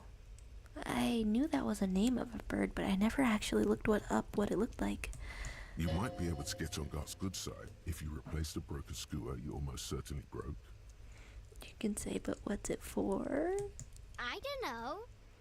Can I have it? I know someone who really likes stuffed birds. So I did just walk into your house, and you are a child. But let's ask if I can have a thing from your house. Sure. Just go and get it. I don't like it anyway. It looks angry. Do I tell Lillian I took her bird? Alright. You just need to grab it from the ceiling and go. Considering I still have not been able to grab the tie from the ceiling fan, I'm not quite sure. You can say, what's that thing you're holding? It's Lammy. He's my friend. Sort of. Like how? Lambie is a stuffed lamb that, admittedly, has seen better days. One of the eye buttons is missing, and the fur is tattered in several parts. Looks like he's falling apart. Looks soft. Pleased to meet you, Lammy. I do want to know if there's any possibility for him to be kind of good with kids. Pleased to meet you, Lammy. Lammy usually doesn't like strangers. But you're also fuzzy, like Lammy. Well, okay, that's adorable. Then that seems like all for now. Bye! Okay. It feels strange and bad to just, grab things from your house. But I'm also deeply curious. Oh. She was humming the ambient music? Well, I guess that kind of makes sense. And things that I have missed in the chat. Let's take a look at that. Clean your hands, morale healed. And it's cool when the voice comes out, definitely. And if I'm by the whirling in rags, I want to replace the bird. And shaving will permanently affect your appearance, and you can break the expression as well. It's not so nice to say, but it's really strange. I get a really strange feeling when I look at Harry with the shave. Can I help you? Give him the grouse. What is this thing? I just thought it would look nice on the wall. I'm that kind of cop. What, the interior decorating kind? You know, I'm sorry. This is actually a nice bird. A competent piece of taxidermy. Taking something out of someone's house and into the local cafeteria as a policeman. It's so hyper specific. If somebody did that to me, maybe I would start to ask if they were part of a point and click game. Well, I can fix it to the plaque and have a new bird in the establishment, I guess. So, I don't know. Thank you. I'm gonna go with thank you. Okay. People just don't know how to accept gifts. Especially taxidermy. He likes it. He likes the bird. It solves his broken bird problem. Oh my gosh. Things that I missed in the chat saying Lillian's house is super cozy. The whole episode is filled with cozy places and people. Right? Kind of a good vibe over here. And little Lily being adorable. And Lily's brother seeming younger. And so when I said there were things you can take the bird, yeah. Oh, and there's an option to put Lammy on your face. I didn't fully explore the Lammy options, I want to say. But I on your face. What does that do? Fuzziness comparison? And this is a funny kind of cop, I would say, yeah. I'm really scared what could be underneath the floorboards, but I don't quite know. I feel good about our work here today. It's all about the little things, like bringing people random stuffed animals. Somehow that sounds like it could be sarcastic, but I'm feeling it was sincere. So that's just a little goodbye. Not even talking about the bill, but I'm noticing that there's a... somebody new over A here. thin man is smoking below an exhaust pod, occasionally sipping from his mug. This must be the Whirling's cook. Hello, fellow. As you step in, he nods toward the table and says something in a completely foreign language. The only words you can make out are Garancy and Kubek. Whoa. It must be his name. Garancy. Garancy Kubek. Sounds representative. Oh, a fun one from a logic failure. But with a logic success, you couldn't have known his name, right? You can say, I have some questions to ask. Mr. Kubek, I'm here on official police business, so I got time for a few questions. I have questions? The man puts his cup down and replies something, his left hand drawing arcs in the air. Does anyone around here know more languages than us? You can point to the blue door and ask what's behind the door. He looks up at you, then looks away quickly, shrugging and muttering something to himself. Yeah, I don't know either. Shrugging is an international sign for, no, I don't know what's behind that door. And You're friends with Manana? The mention of Manana gets his attention. He smiles and delivers a whole slew of unfamiliar words and lively gestures. Then he falls silent again. I wish I could interpret languages. I don't know half this well. They're friends. Hey, pretty neat. And what are you making? What's in the borscht? The man says a couple of sentences in that strange language of his, and then seems to wait for you to speak. We could say, sorry, I don't understand you. Just one word. Sounds quizzical. Then he awaits your answer, with his brow arched. I guess yes. Borscht need more vodka? Okay. A little bit of language in common. Okay, so it's vodka that keeps the men happy and in good spirits. Clever move by the Union. Wait, okay, drink in the drink. Drink in the can, drink in the food. There's no end to it. Of course, vodka. Now that makes a very, very special borscht indeed. Turn it up and then ask for some yourself. Sometimes it boils off in cooking alcohol and leaves just the flavor. Turning it up seems like a dangerous idea, honestly. The place is a powder keg. Logic success. Wait, so on a failure, there's a chance that Logic would also chime in to say, yes, turning it up sounds logical.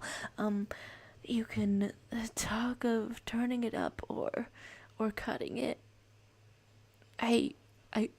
Can you tell him to cut The it? cook gives you a long, disappointed look, then turns the stove off and seems to wait for you to speak. You've got some impressive pots there. Did you notice I washed something in it? He smiles and bangs his ladle against each of his pots in turn. I don't think I need anything else. Stay masculine. Our new sign-off. Stay masculine, homies. Okay, fascinating, but I think that at this ungodly hour of night, so how cruel and unusual is it if I try to be like, hey Kim, wanna load up that corpse? How you feeling, Kim? Like you could load up the corpse. Hey, you know how you want to end off a long day by hauling rotting meat? I'm so sorry, but again, from like a meta text point, I want to try it. The bear's eyes are still glowing red. It's guarding over the freezing corpse hidden inside its belly. I think that's it. I take a moment to read the chat as there's putting Lammy on your face, and when I said there was a cute line from Kim, it comes from getting the option to put Lammy on your face, but turning it down because Harry believes he's not good enough for it. Wait. Oh my gosh. Okay, cuteness abound, and King Hijinks saying, is it bad that the first thing that Harry hears someone say in a language he doesn't understand? Wait, he thinks that the first thing they said is their name. It's certainly a type of logic failure.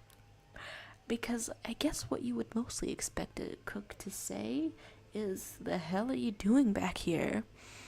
Wash up, are you getting put to work? And then King Hijinks saying, so yeah, Everett has been putting stuff in the food, which I think I found out Leo gives to the cook or something. Like Leo delivering the vodka to the chef so that they're all little sauced up and happy. If that's how it works, I do wonder. Okay, so I don't think that there's anything else that I would do, but I guess I'll try that. I'm trying that for some I will need a little help carrying him. You take timing. the hands, I'll take the legs. There we go. Definitely cruel and unusual sort of work ethic to give this task to you at the end of the day, but that's one departed kind of car. Wow. I feel so naked walking around without any Kim Kitsuragi, a reassuring presence at your side. Well, the intention was to see gosh, how long have I been streaming for? Was to see, about if I could put this little Harry to sleep. Still here, stuck in this damn jam, my man. What's up? There's guys saying Charles streaming at 12 a.m. I can say I was here for 2 days. I'm kind of concerned, but also it's the weekend question mark party on. There's attempting to hit Tommy with your best verse once again. Conceptualization or visual calculus. Was it conceptualization to talk to Joyce about the pail too? I think maybe. But can you level it up a bit? Anything? I hope so. Yeah, why not? Do we have any better poetry? Or is it gonna be Hot Topic again? No, just no. I can already see it's failed, and I'm stopping it now. Until you have good poetry, you have no poetry. Thanks, conceptualization. This guy has amazing willpower. Honestly, he's the only one of that intellectual bunch I trust. Okay, wait, the inter-brainer inside-out components fighting each other is amazing, is amusing me to no end. So I said hi, and then I said bye. Ayo.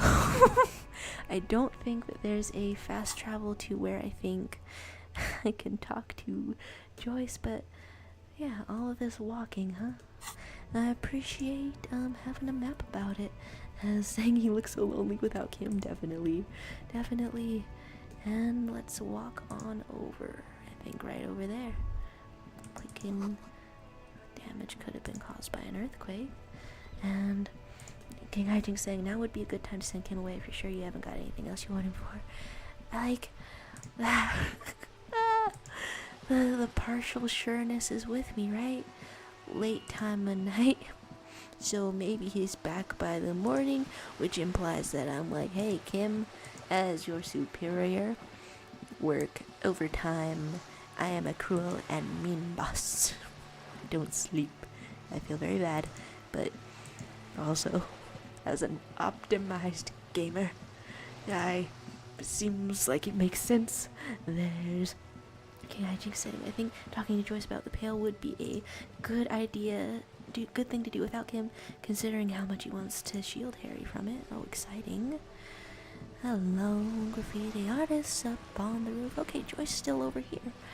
And you can ask Lillian out on a date. Chances greatly increase without Kim. Looks like we found the perfect set of options, although I'm sure some failures would be extremely amusing without Kim's help, but options. Hey, Joyce. You're back. Good. What can I help you with? Guess we could say I found my badge, by the way. I love you did. It's too late now, but I found it. Pleased to meet you, Lieutenant W. Frater Dubois. I am glad to see a man of high qualification. The situation is precarious. Fresh sort of start, sort of introduction. She's terribly charming every single time I meet her. What can I help you with, Lieutenant Frater? Going by titles now, huh? Well, I've got more questions. More lessons in basic reality? About reality. My favorite part of the day. Go ahead, ask me anything. Still that low. It's still that low. It's still that low. It's still that. Do I have anything in the thought cabinet? I can't level up the same thing twice in a row. Conceptualization. Can I change a cloth? Impossible. 20. Glad to have been of assistance. Well, thanks for talking. I'm gonna change my clothes in front of you real quick. Does any of this help? Glasses, visual calculus, not conceptualization. Encyclopedia. None of these, I think. Okay, just one by one. Visual calculus, have white satin shirt. So I change out of the mesh shirt and into the white satin shirt. Fancy, good smelling. We're not going for electrochemistry. I don't know, would we want to go for drama? Why? What are the stats on this one? Sure, there's no camaraderie around here right now. I'm in a silk shirt and a silk robe. You would think from the sound of those two things go together, but we can't be farther from it. Tie plus to drama. Meanwhile, neck minus to physical instrument. We love drama. Please swap it out. Shoes plus to rhetoric plus to this plus to logic. That's all of the bonuses that I have lying around.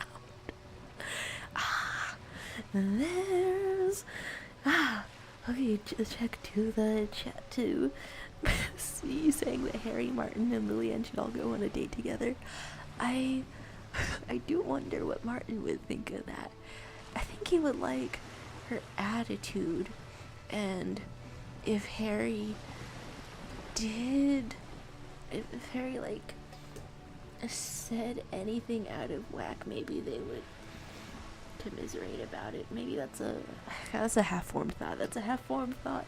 And King Hijinks say, I feel like something I should mention about sleeping in the shack is that King will appear outside the shack in the morning. Don't have to go get him. Oh my. And now Joyce knows just how competent Harry is from his rank, right? You're back. Good. Reality. More lessons in basic reality. It's my favorite part of the day. 3%. Go ahead. Ask me anything. It's still 3%.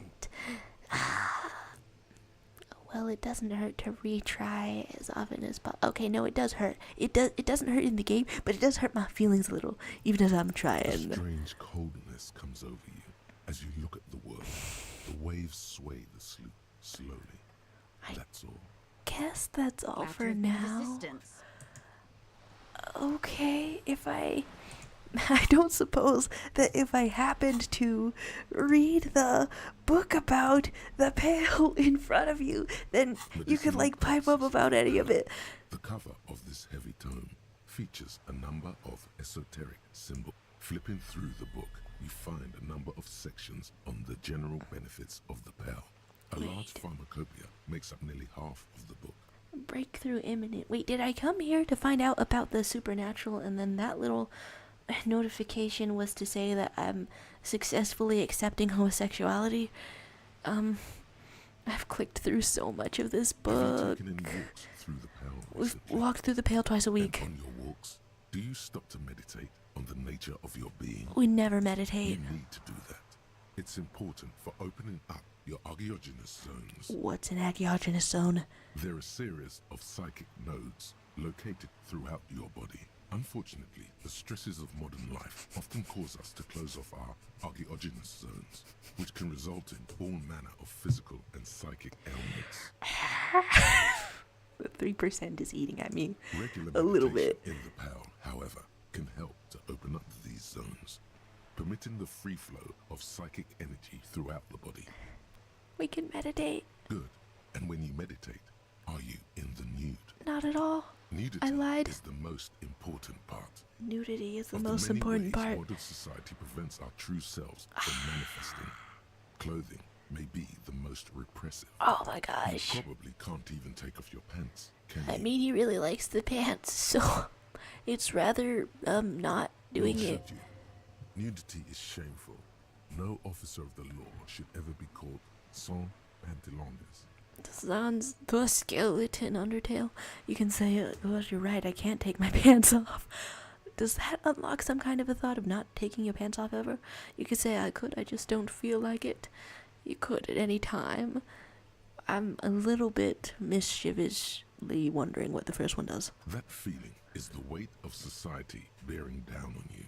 Until you get out from under it, you will never feel true freedom.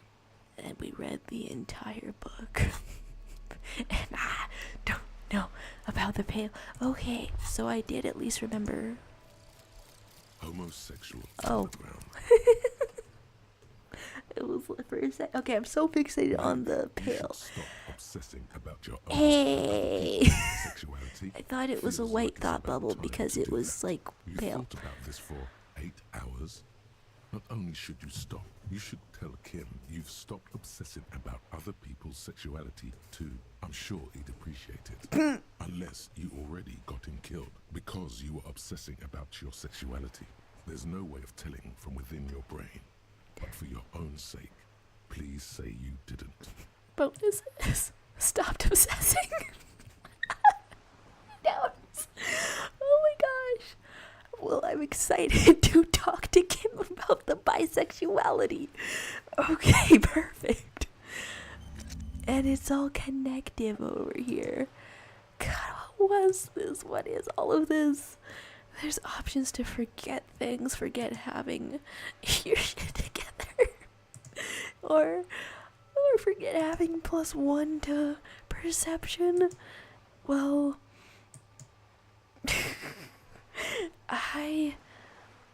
is a skill point different from other points, but I'm interested in these things. And now something else is open over here for for whatever the hell could be happening over here. Okay, and then these highlighted ones are the only ones I have access to. Punching the armor. There's the recreational option to beat yourself for no reason. Superstardom, -2 to logic. I'm starting to have my doubts about it. Magnesium, honestly a little bit curious about magnesium, not entirely sure what it does. Like healthiness maybe? And what was the precarious world about it? Research bonus, all red checks fail? I mean, since we can forget some of these... Wait, okay, let's read what this is. Seems like the point of this game is victory. The absence of defeat on all fronts. Victory in business ventures and creative undertakings. Victory in love and over other people. Political victory, ideological victory, hell, even sexual victory. Definitely a lot of object-based victories too. Having things and not losing them. One problem though, not a lot of victors in sight. Everyone's mostly losing. Why is that? And how do you not lose? Well, that seems distinctly capitalistic. If I click on it, does it tell me about it? I mean, in that case, I guess I'm most wondering about magnesium. I think maybe I've gotten all of the things that I wondered about in terms of shivers for a moment. Not that I wondered about particularly much. Can I fast travel from here? No, why can't I have to walk back to the places? What I want to talk to Cindy around here. And King Hijinks is saying, when you go on to find out more about the supernatural mysteries of the world, but you come to queer self-acceptance instead. Yeah! Oh my god. I don't think Cindy would have anything else to say to us. I'm really wondering. Hello again, officers. Have you come to admire my mural? Just the one officer now. Know anything about a murder? What you looking at? I think we saw most of it around there. And then bonuses about visual calculus for the wall, was it? I have things to wear about visual calculus when looking at a wall. All of these blue checks stumping me to no end. Just an ordinary wall. Nothing to see here. In the dimming light, some things become clearer. And 8%. I keep looking at the incredible lows of conceptualization and not getting anything. Well, I'm here to click on things. Yeah. Why? It's a wall. An ordinary wall. I'm normally okay with the tone of voice of the narrator, but it starts to sting. And yeah, okay, but queer self-acceptance instead of finding the supernatural. It's way more applicable, right? There's people that you can talk to and touch and feel and relate to, and a community to be a part of. And what do you get from ghosts? Just, I don't know, justifications for things that you can't really control, maybe. Or, in a more optimistic sort of way, comfort for the things that you can't really control. So, go into the fisherman shacks And since Kim isn't here, we're asking Lillian on a date. Okay, wait, when I started this, I was so curious about talking to our new witness. I have no idea what kinds of timing we're in for. Hey. Hi, the sea's gonna calm down soon. I can feel it. The wind is turning southeast. What's in your mind, officer? You could say, idiot doom spiral over there needs his jacket. Have you seen it? Remarkable. That one already lost everything else, and now his jacket too. So that's the name he introduces himself by, huh? It's a good thing, too, that he has an actual police officer looking for it. Good old doom spiral. Upper management to the core. That's a hilarious kind of relationship to have. The fact that he's still holding on to being upper management. You can say I'm trying to help out a stranger in need. No one plays Johnny Jacket. I find it, I keep it. This amuses me. You can say I'm gonna charge him with petty theft, or I don't know why I do things, everything just happens to me. As amusing as the idea of keeping it is, what do you say about things happening to me, Lillian? Aye. We all feel that way sometimes. Sometimes I wonder if I'm the protagonist, even in my own life story. Well, in a strange way, it's sad to hear a side character say that. A gush of sadness suddenly washes over her. Well, now I've made her sad. Anyway, I looked near the fish market north of here on the boardwalk. Drunks are drawn to markets for some reason. Was there something else? Well, since I'm here and since it's a white check, let's feel like failing another 8% check 2 in a row. What can we go for? Let's do it. You need to get your drink on. There is no other way for human beings to procreate. Not after 6,000 years of yeast cultivation-based mating rituals. You mean beer? You can say, I want to be close to you.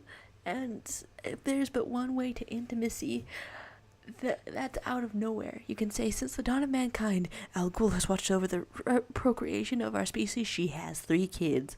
I know I willingly walked into failing this. You can say, alcohol makes closeness possible. Let's connect. I'm afraid of all of these. I'm afraid of all of these options, but I'm least afraid of the last one, even though I'm trying to get you to not drink that much. There we go. Alcohol? Connect? I'm not sure I'm following you. Get hammered with me on a date, drunk date. It'll be nice, I promise. That's a good impression. You really cracked me up, officer. Now, how can I help you? Well, she played that off amazingly. She doesn't even understand. You asked her out. Perhaps you're too sober to pull it off right now. Try again later. Suggestion, no. Suggestion, no. You could say I'm looking for someone else. Cryptozoologists. I simply feel like clicking through more of the dialogue options, even though I've already clicked through them, just for the feeling of changing the subject, because I need that on this side of the screen. I feel like I need to change the subject. I don't think I know what these are. The people who look for animals. Aha, like snowmen. And then that's most of what we really know. saw already. Well, how can I assist you then, officer? Okay. So that was not registering that we went on a date. I kind of wonder if I've chosen the most cowardly one. Oh my gosh. Those fun little things over there. And then after having gone into the shack, I kind of wonder, oh, the washerwoman hasn't anything else to say, I think. And I just had said, your bonus. I hope the waves don't keep you up at night. What can I help you with? Your bonus, you now know that you're bisexual. Congratulations on coming out, Harry. I do appreciate that. I suggest you tell Kim about it. I'm excited for that. And first thing tomorrow morning, Harry will be able to come out to Kim. And is your conceptualization really that low? I'm looking at the numbers and I'm wondering, like through math and science, how is it possible for it to be that low? How could this happen? You could say you can go on a date with Lillian without looking too straight. Thank goodness. Yeah. What's with all these low numbers around? And we can say, do you know anything about a lost jacket? What do you want with a lost jacket? Just trying to find a lost jacket. There's an honor in retrieving lost things. One of the drunks lost his and I agreed to look for it. Why not be so honest? He probably pawned it for booze and then forgot about it. You know how drunk men are. Maybe. Are you getting a reward for it at least? You could say no or lie and say yes. Nope. What? You're fetching someone's missing laundry free of charge? Do you not have anything better to do? Don't worry, ma'am. If you would like a tip or perhaps a good review on Airbnb, I'll find a way to get those for you. You can say I forgot to ask for a reward. None of my business, either way. How you spend your hours is up to you. Funny. Anyhow, you might ask Lillian if she's seen anything lately. That girl's got a way of attracting lost and broken things. Well, we did kind of attract her. Well, that's a bye then. Oh my gosh. And King saying that could have turned out better, but also much worse. At least she doesn't even know that you were hitting on her. I mean, man doing a stretch, huh? I'm honestly kind of... Was it... It was one of these purple ones, right? Then this calls for maybe changing your outfit if it's really that significant that Kim's not here to, I don't know, to be like, are you asking people out on a date on the job? Hi, the sea's gonna calm down soon. I can feel. I hate to cut off dialogues, but also suggestion. Charm men and women, play the puppet master. Do any of your clothes up suggestion. A naval coat. Would you happen to like a man in uniform? And then under the naval coat, do I want to be wearing the insane mesh tank? Suggestions, anything. No, okay. That might be all. That's everything you can possibly get into suggestion.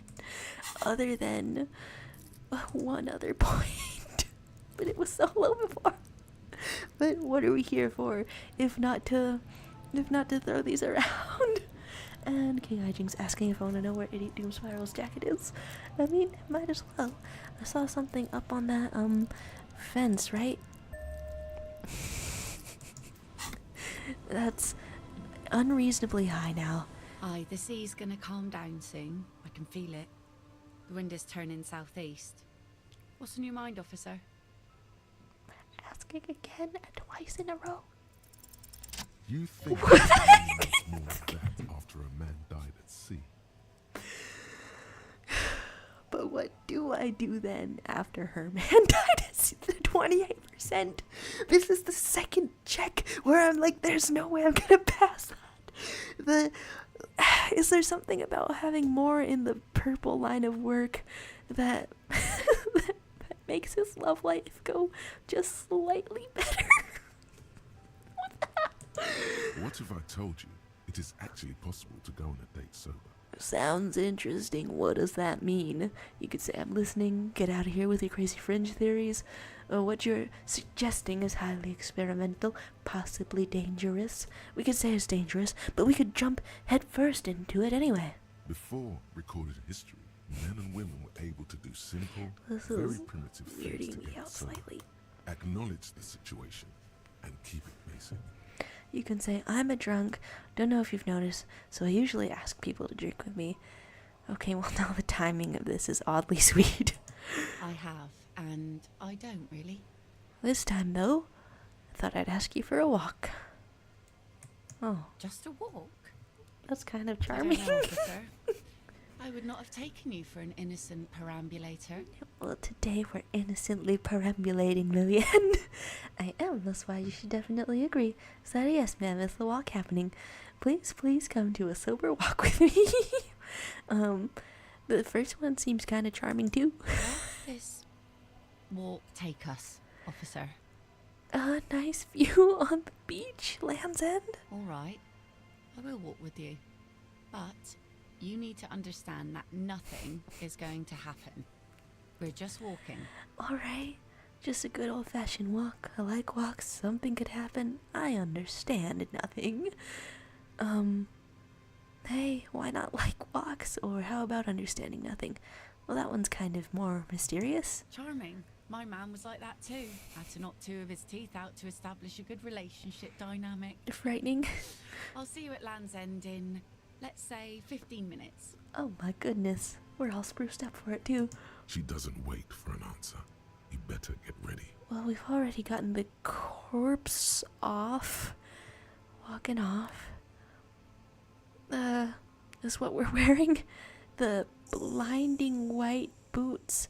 15 minutes, huh? Then that's the top of another hour in the middle of a bright winter night. And, oh, kind mentioning that amazing digital circus, episode 3 is on October 4th. Well, hey, news of it. Oh, I'll be back by then, too. And catching up on the chat slightly. Oh my gosh. Saying, do you not have anything better to do? And suggestion was the asking Julian one. Oh, okay, the jacket was on the fence. 28%. I still can't believe it. That's this and it was like around homosexual underground, right? That were both completely shocking to me. So, getting ready for a date, huh? Well, just ritualistically, that makes sense to go back into the little house and ready yourself up a bit. What could you be wearing on a little outing? Casual shoes, I guess. Do we need the logic on an outing? Oh my gosh, we've been wearing glasses for the entire time. Is it too wild to go for blue gloves with the blue thing? And you're not collecting your garbages right now. So the neck is not even visible. But it's, yeah, I have no idea what skill checks are needed on a little date, but, that's my, I don't know, you can keep the hat. That's my initial conception of it. Oh my gosh.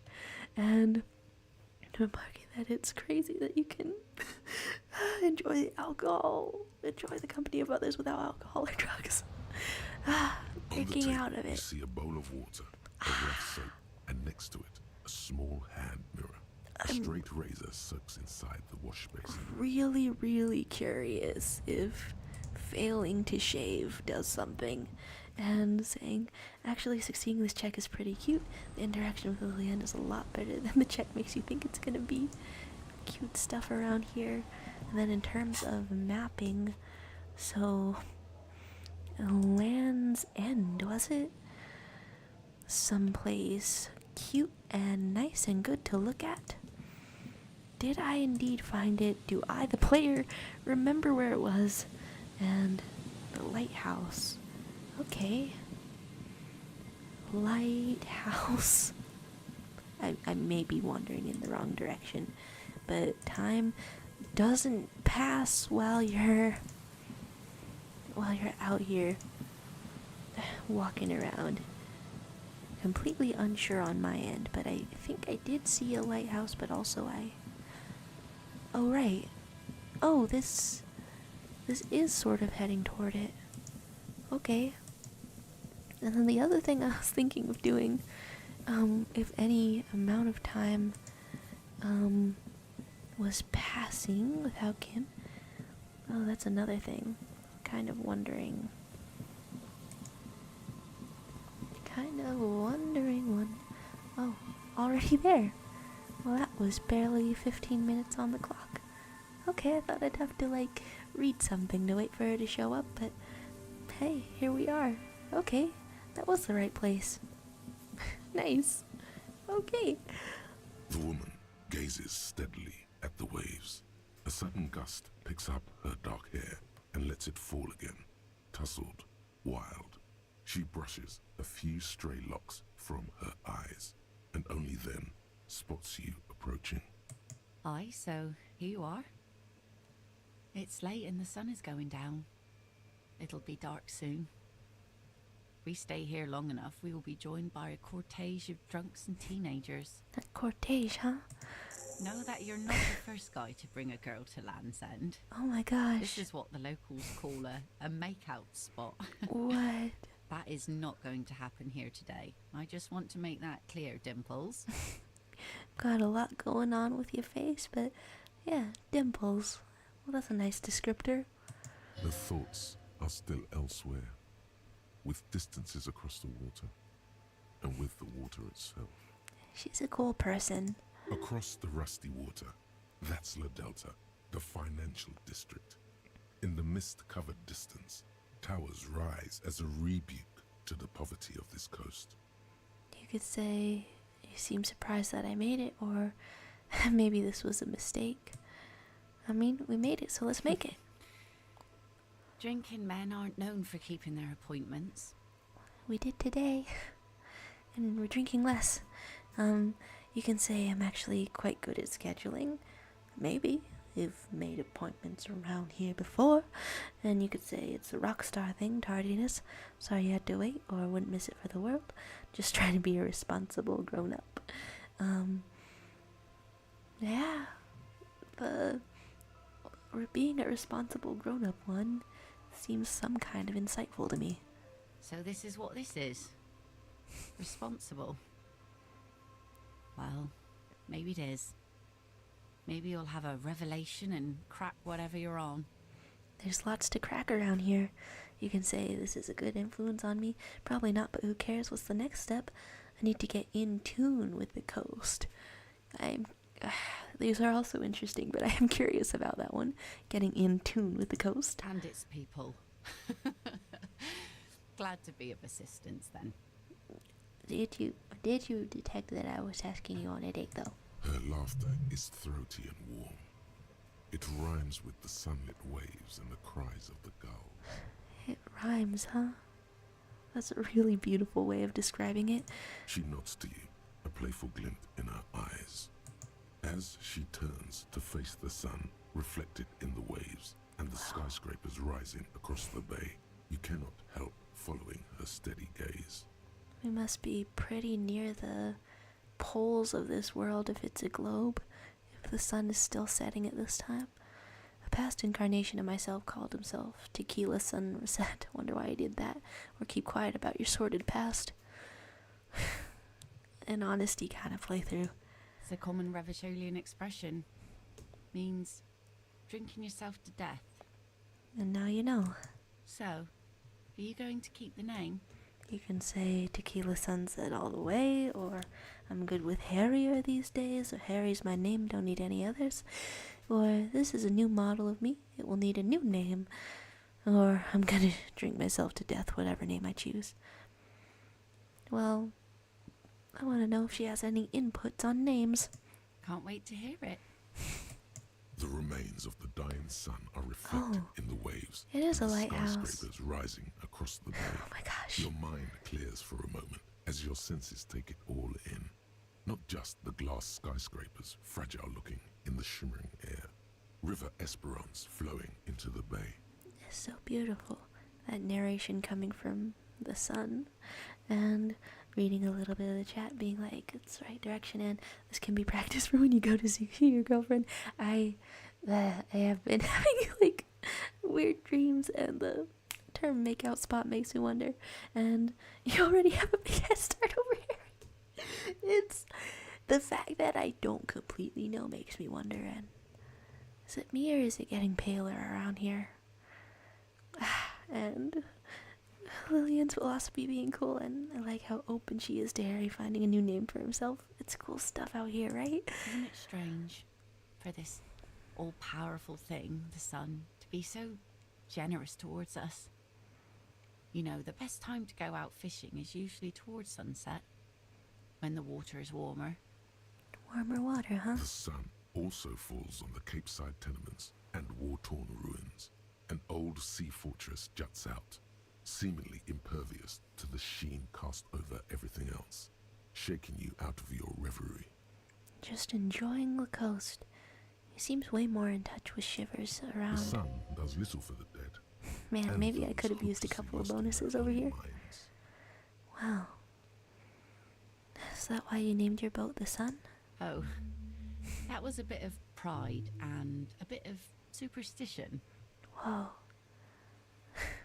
Okay, enjoying the view. The salt in the air, and the cries of the gulls and the skewers. Grit of the sand and the green glint of broken bottles. But still your gaze always returns to the dazzling streaks of light, wherever they may be reflected, their fading opulence. Wow. It's bringing us spring, summer. It's entirely on our side, no matter what we do or who we are, for absolutely no reason. It's unlike no other powerful being, certainly no powerful organization or government. How can that be? And you can say the Sun isn't exactly an organization, or there's an explanation to this and it's political, and begin a long, impassioned political tirade on your date. Or you could say something's got to be on our side, or because it's not human, humans betray you. It's a little sad, but I feel like maybe she would relate to that, and you can say something's got to be on our side. Well, this one's raw enough that I want to say it. Do they? Some of them do, but sounds to me like you should choose your allies better, that's all. Conceptualization checks running me over repeatedly, dragging back and forth. Do I even want to see the failure for that little 3%? You can say you have fish hooks in your ears, there's a lilt in your voice. Why not say it all? These aren't real fish hooks, silly. They're earrings shaped to look like fish hooks. A drunk called Rosemary brought them to me. I kept them. She's right. They're made mostly of plastic. A cheap novelty gift you can buy from a flower shop or a kiosk. Oh my gosh. The wind ruffles her hair as she looks at the setting sun. Does it turn out quite different at different times of day and night? It's really neat. And how about the lilt in her voice? Thank you.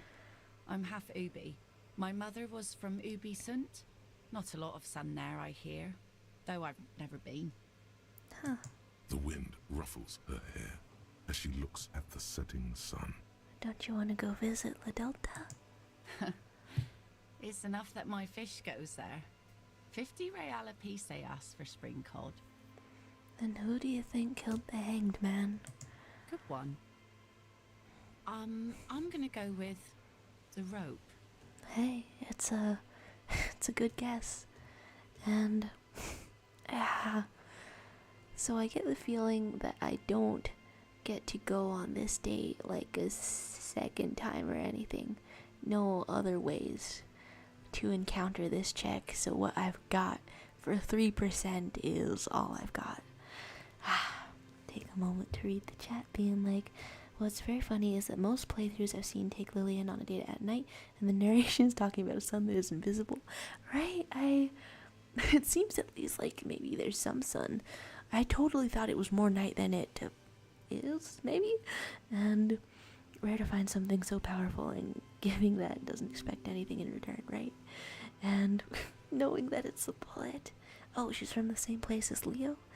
Oh! Having the similar accent. Alright. So I don't think that I could encounter this again. I would really love to see a 3% succeed sometime, but I know. Say what? Something interesting? You could say. Impossible. You could say, please, this is important. The sun thing was very pretty. I'm sorry I don't have anything to add. Sometimes I feel like I don't have a good brain. The last one kind of speaks to me. Aye. Brains generally aren't very good, are they? I prefer backs, arms, shoulders, lungs too. You know... What do I know? The wind's gonna pick up soon, and I have to go, but... Just talking to a cool lady and her sword, huh? Have this. What? It sounds good, but it doesn't stick things. I've no use for it anymore. Really? But you spoke so highly of it earlier. What in the world? I I didn't expect that. You can say, are you sure you don't need it? Think we can do this again? No. Men around here are too drunk to pose a threat to me. Alright. Well, if you're sure, that's strange and cool. Think we can do this again sometime? Doubt it. But thank you for the company. Well then, thank you for the company too. This is as far as it goes with her. You'd need to put a year between you and your last drink for anything more. Kind of profound. Well, thanks for coming out. Farewell. Huh. And a little walk in animation. A little bit of swagger in her walk. Because even when she's given away the sword, the energy of it is still there. Sure, I'll take a look at that. Equip this to impress yourself. The blade of mass-produced saber has dulled over the years and won't slice or stab anyone. It still commands respect in your hand, however. Holding onto its hilt fills you with a sense of purpose and a memory of a date. Aww. But okay, that's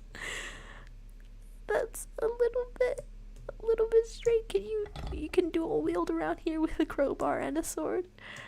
Hey, it's a fascinating world. I had no idea. Oh my gosh.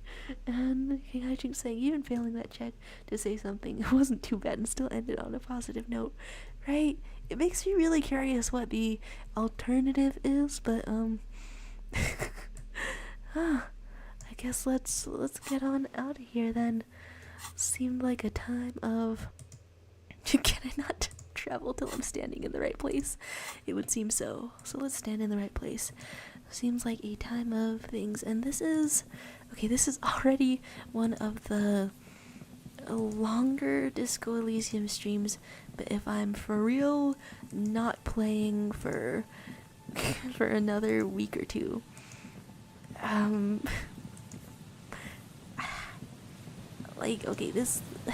this is long and this is a little ridiculous. I'm thinking of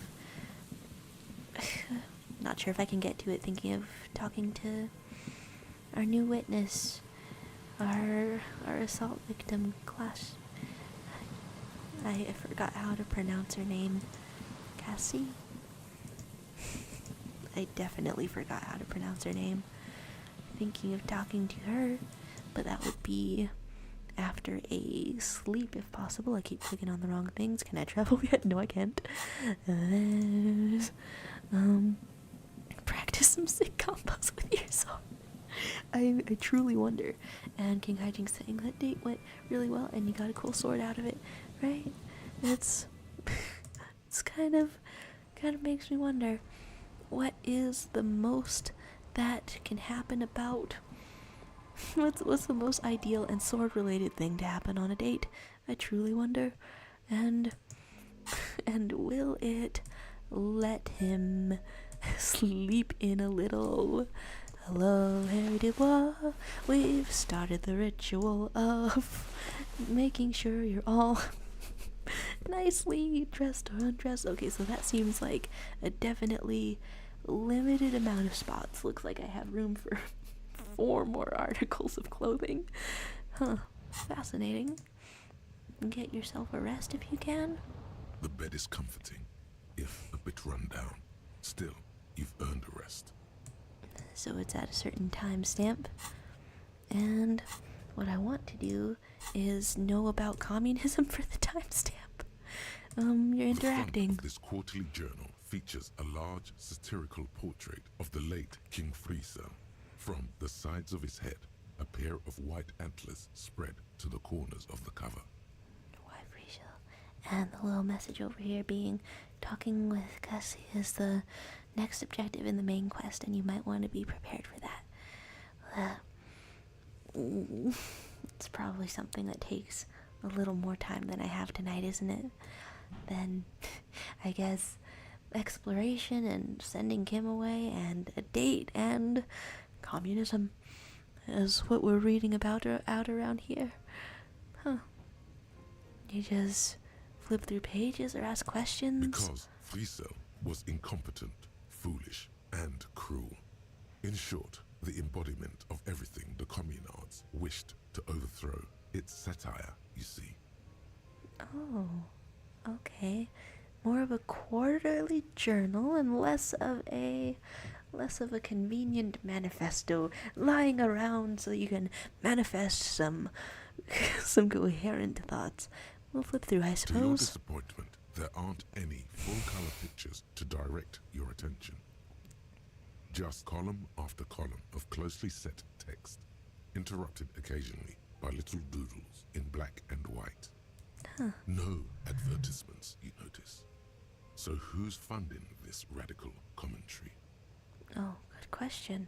Just like one person or a collective? After rifling the pages with your thumb several times, you return to the table of contents. How's that? The magazine is divided into several sections. International developments, Kunst und Kultur, and local concerns. Hello and goodbye Just to inside Pleepy. the cover, there's also an editor's note. Ah. Huh, catching up on the series, huh? It's a long sort of thing out here, but I don't know, I'm having plenty of fun. I really wonder how it is all back to back. I don't know how my voice and demeanor and moods change from day to day. Like today I'm full of French toast like never before. And an editor's note, huh? Do you want to catch up on international developments or Kunst and Kultur? I'm curious. It takes a moment, but gradually it dawns on you that Kunst und Kultur must mean arts and culture. And Pleepy saying, found it late, lovely playthrough, been edited together, good stuff to have on while working. Oh my gosh, hey, nice. I'm always wondering about long form things like that. And I'm looking at this little communist magazine. I totally thought, my mind went the drag queen route. We are serving Kunst over here, but that means serving art. That's a totally different word. As King Hijink saying Harry needs colorful pictures to help him learn more about communism. Now I'm kind of wondering what a story like, what a little cartoon like that would be. As you leaf through this section, you come across several reviews of recent radio plays, as well as a brief artist spotlight featuring a local artist identified only as CS. Not a C.S. Lewis, I would guess. The main feature, though, is a long essay titled Tip Top Tournée, a critical Mazovian perspective. So you can read a profile or ask what it is. This so-called artist spotlight is really just a brief Q&A, made all the briefer by the subject's evident hostility to her interviewer. Wait, that's kind of funny. That certainly sounds like a certain delinquent youth who likes to harass you from her balcony. Cindy Skull. In the magazine? Printed in the Union headquarters? Well, how local, how charming. What's Tip Top Tournée? The actual article is surprisingly light on details, but after skimming a page or two, you gather that it has something to do with motor carriage racing. Well, you certainly know a little bit about racing. And what do the communists have to say about Tip Top? You think you're settling in for a relaxing recap of the most recent season, maybe sprinkled with some nice anecdotes about a few of the more colourful drivers. Instead, you find yourself skimming a 10,000-word feature about all the politically problematic aspects of Tip Top Tournée. This sounds like how long-form YouTube video essays work. Whoever wrote this has a career in another life. What's wrong with Tip Top? Where to even start? For one, there's the crass commercialism of its sponsorships, and then there's the practically criminal emphasis on deadly motor crashes. So the general concept of it, as opposed to investigative journalism about labor violations, no, give me the labor violations. Hang on, who wrote this stuff? What's so bad about sponsorships? And what's wrong with a good motor crash? They just keep it interesting. You could ask who wrote it. I don't know. Oddly enough, this Breakthrough article imminent. has 2 bylines. Nastep Encolada Bernal and Exilus Buka. Nobody I get to meet, I would guess. And what's wrong with the crash, you could say? And that precisely is what's problematic about it. Were it not for the promise of random, spectacular violence, audiences would quickly lose interest. That's kind of a funny thing to put into a reading interlude in your game. At the end of the day, it's the destruction of these 750,000 real races that you're really watching for. Kinda hurts price-wise, I would guess. You say, I'm pretty sure I like to watch it for the racing, or wow, you're right, I really am just in it for the violence. I don't know which of these is better exactly. You see, one cannot avoid the conclusion that Tip Top Tourney is simply the apotheosis of spectacular entertainment under capitalism. And then saying that you were only in it for the racing, would that be a form of denial or disregarding the ideas that you've learned in this thing? You flip back to the front of the magazine. The table of contents unfolds before you. What about international developments, or would local concerns give me a hint? Huh. And if you pass a certain check, the author names are fake. Oh, okay, sharp. Unsurprisingly, much of this section is taken up with articles declaring unqualified support for the dock workers' strike. Whoa. You skim the headlines. Paint the harbor red and white. Martinez tames the wild pines. A city in revolt. First we take Martinez, then we take La Delta. Wow. Sounds like maybe it isn't widely printed. Finally, there's a brief article by the writer, G. Martin, accusing the owner of the Cape Side apartments of illegally attempting to evict certain communist tenants simply for not having paid their rent. Huh. And you can say, damn communists, should have killed the lot of them, or if it weren't for the wild pines, all those moochers would be out of a job, or charging rent just to live somewhere is pretty outrageous. We want to protest about the rent. But then from Harry's perspective, does that come from, talked with Gart, or wouldn't it be better for everyone if labor and capital could reach some kind of reasonable accommodation? Huh. Whoa, what a lot of interesting options. Is there anything reasonable out there, or if it weren't for wild? No, okay, that's it's all of these names trying to remember how it is. What about accommodations? According to these editorials, there can be no accommodation with the forces of international capital or their mucilaginous allies in the coalition. Huh. Why do communists love puerile insults? And they wonder why they're always being left out. Hello. Empathy. Empathy for all, is it? Well, I guess that's one of the higher stats. You flip back to the front of the magazine. The table of contents unfolds before you. Oh, I'm still pretty curious about international developments and an editor's note, but... Oh, what's that? Magnesium Oh, right. Life form. So much is happening. Hello, magnesium. Hell no. Hell no. You're about to become a magnesium-based life form. The age of the primitive carbon man is done. No longer must mankind rely on slow-working background radiation to take us further into our genetic destiny. You're going This to is change the your era of genes? guided evolution, Like from and cancer? magnesium is the key. You are the first of your species. The next step in human evolution. An advanced magnesium proto-man who mags it up, drinks it down, and sniffs it sideways. I'm pretty sure that's a laxative. I'm pretty sure that's a laxative. But we can accept it for now, right? There's +2 volition, -1 to logic. I didn't have any logic to begin with. I'm gonna have to wear those glasses for the rest of his life. Okay, well, there's magnesium to play around with and see what it is, if possible. Huh. Do I see where I have skill, what is the skill points around? I'm not sure what it does to keep unlocking things, but that's kind of interesting to me. Yes. Because if it takes time to do things, then would I want to look at all of these and see how long they take? Try to hear a bird. Try to wonder about a precarious world. Well, if it's bad, then I'll get rid of it. But I'm curious to read about it, I guess. Internalize a precarious world. That's exploration. Huh.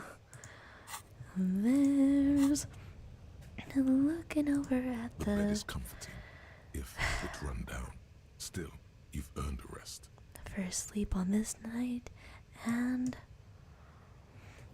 looking at the chat saying, Across the room, the heating system hums its soft lullaby. The mattress feels soft and sheets warm.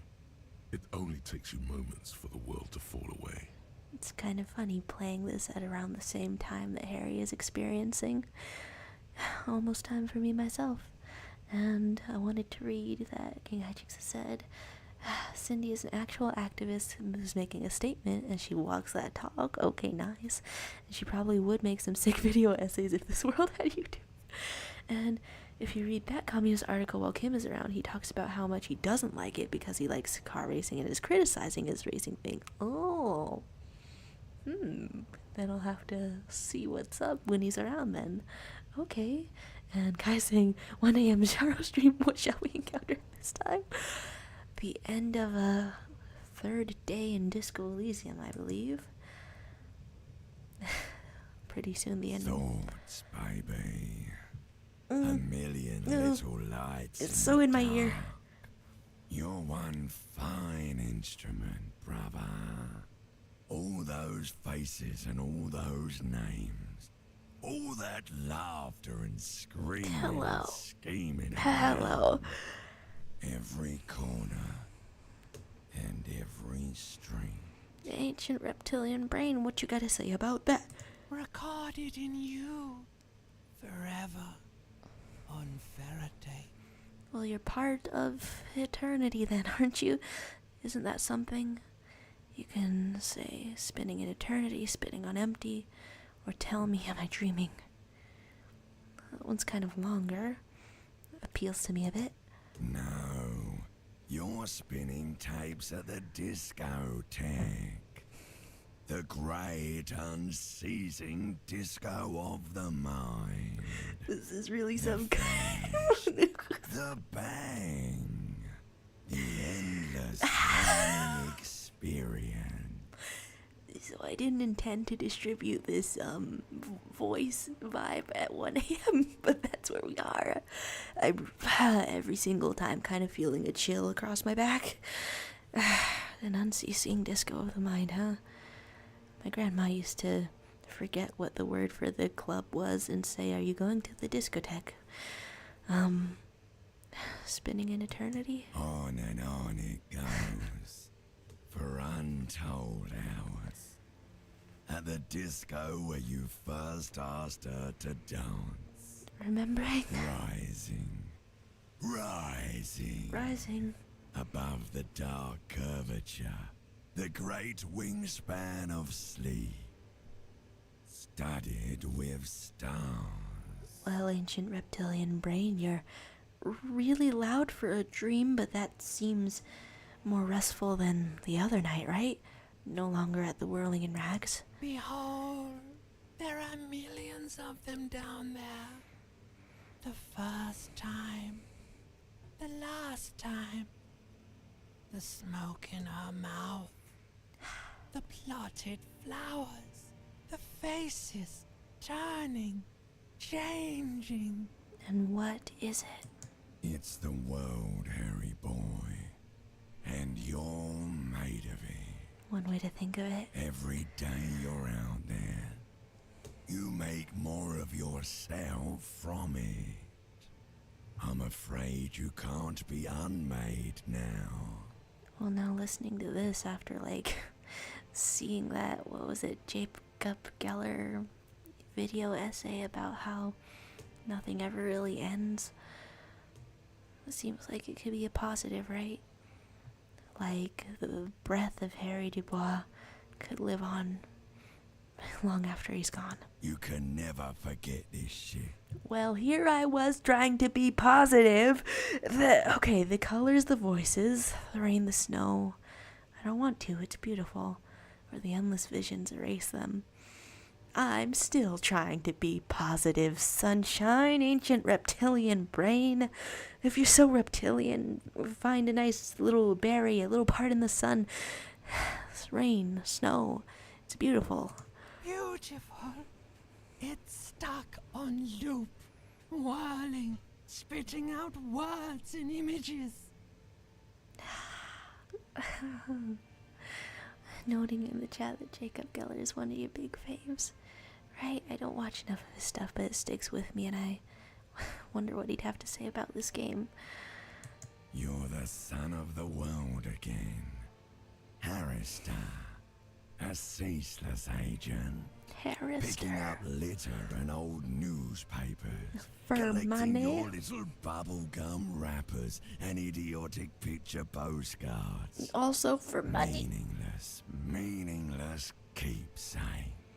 The meaning is food, is warmth, is company, is the continuation of your life. Connect by. Incredible vibes from the ancient reptilian brain as always. Reading your awful letters and recalling things, aren't you? The endless names of the world. An address book you are. The map of a city. Is it so bad to be that the city made an impression on you, made you, and that it's part of you and you're still part of it? Is that so bad? You can say I'm an agent of the world. What if I want to be the agent of nothing? No, we like the world. Be an agent of it? Is that anything? Insane if you keep going like this. One more day, and you'll be in the loony bin. I just know you will. And for what, brother man? Is there any reason too small? Can you say for Kim? Because you're working together and you're helping him, and for everyone here that you're gonna help de-escalate. For the working class.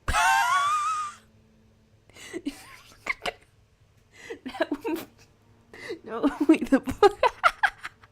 that was so matter of fact. That was just the way that the normal narrator voice, which is so deep and gravelly to begin with, was suddenly just way more medium pitched and level than this growling ancient reptilian brain.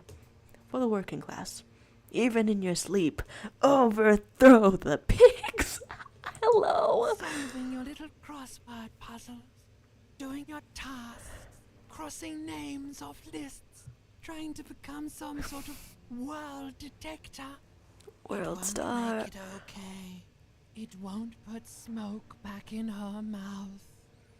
Is that a way of saying memories back in place, things the way they used to be, nostalgia back in a way that's comforting? And we can take this moment to say, I'm building communism for all. This time we won't fail. It's not too late to elect Bernie Sanders. Hello? Okay, pursue. There he goes again. He's a real political animal, Harry. That's our He still guidance doesn't beast. see that it's the world changing around him. Well, you dig your heels in and change the smallest part of it that makes life easier for you and for others and for people you care about. He's got no idea what he's in for. Why? 'Cause only love can break your heart. This is somehow more haunting than digging into the mouth of the corpse.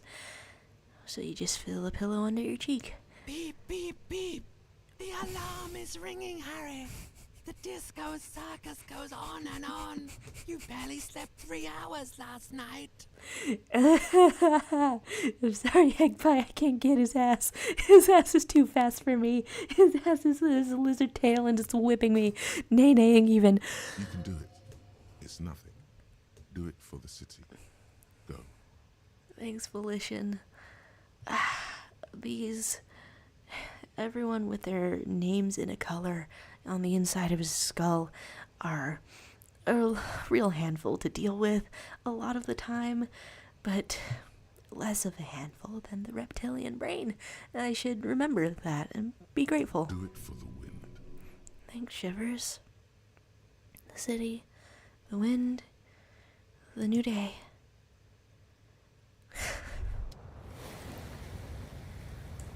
Rise and shine, comrade.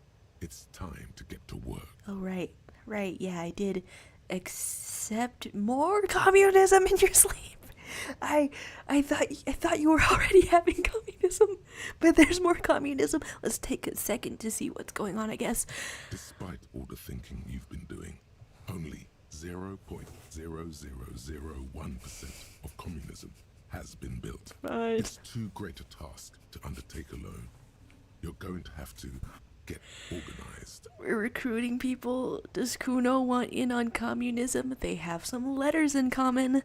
Have you seen my shit together? I have really gotten it together. Collaborating thoughts. It kind of works out. Or you can say, thought this shack was nice and cozy as is. Or, I'm ready, let's get to it. We can say I've really gotten it together. Why not? Big props to yourself. It's good that your personal business is in order. But we're talking about political matters of world historical import here.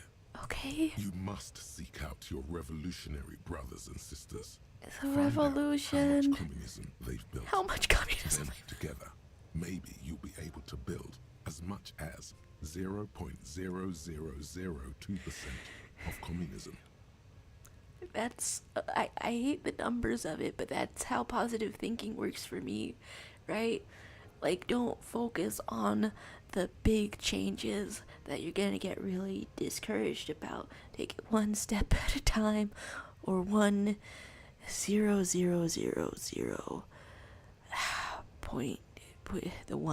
% the communism at a time. But it won't be easy. Decades of persecution by coalition authorities have driven the remaining communists of Martinaise underground. That's exciting because it sounds like there's a lot going on underground too. They live underground. Homosexuals. These communists. Communists. Aren't men. They're mole people. Mole people and a tomb full of gold. That sounds like a beautiful premise for a fresh new story. I take a second to look at the chat. There's finding meaning, cheering on communism. Yeah. Oh my god. So this is the political quest line. Here we go. Okay, so it's that significant in saying you've now unlocked the communism side quest, which I think you do by internalizing a political ideology before day 4. Oh my gosh. Every little step helps, huh? Every little step or every little shuffle through the tunnel with the mole people. We can say, I don't know if I want to go searching for mole people. Wrong idea, Harry. We are mole people now. And it's going to be warm and cozy, you know? You can say, but I'm part of the coalition authorities. Double agent. Have I been persecuting communists this whole time? It's good to question it. You can say, will they help me fire up massive socialist sausage grinder? Hey, I know that I've been trying to get you interested in sausage and grinding separately, but when you put them together, I may get concerns, but let's ask all of these things, I guess. Have I been persecuting? Possibly. If you have been, it's only because you're a double agent acting in furtherance of your long-term objectives. Okay. Regardless, what's past is past. You need to look forward to the work of building communism for all. Can we question the mole people? They're not mole people. They're your comrades in the eternal class struggle. It's your task to find and join them. Well, I was kind of hoping for a little bit of the mole people flair. I thought that would be a little exciting and that they would have huge paws to dig. Let's find out about the sausage and the grinding. Just between us, you may want to lay off this grind up the bourgeoisie stuff. It's a bit off-putting, even to fellow communists. Now that's the marketable rhetoric talking. That's kind of making me want to up rhetoric a little because I've gone through this entire game with a lot of ambition and a lot of vibes and not a lot of brain cell. How are you gonna find them if they're hiding? Proceed. Let your nose guide you, detective. Your nose, like in a mole way? Okay, I'm dropping the moles. I'm dropping the moles. You must be my nose, as in my huge and highly functioning brain. I can't even joke about having a huge and highly functioning brain with the stats I've done this playthrough, so how about the nose? Yes. Fortunately, communists are known to have a very distinct smell. Can you sniff it out while in the homosexual underground, which since it's underground can also be near the communism underground? Right next to each other. It's all coalescing. We really have no idea what they're talking about. There's no linkage between ideology and olfaction. It sounds kind of like a Twitter take. Oh, is everyone in the brain they, them?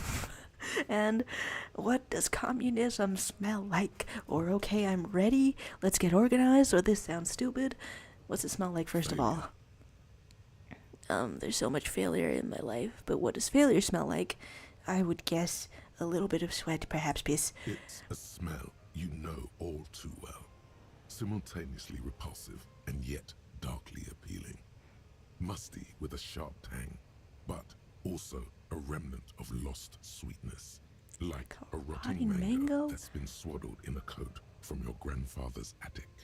Huh, I watch that YouTube channel sometimes too, but the smell of it, huh? Sweet, repulsive, lost sweetness. What you're smelling is your own body feels. Nothing a shower and practical. change of clothes could Practical? Are there more options for washing up? People sometimes complain there are no real communists left in Martinez, but you can smell their presence. They're out there, waiting for you to join them.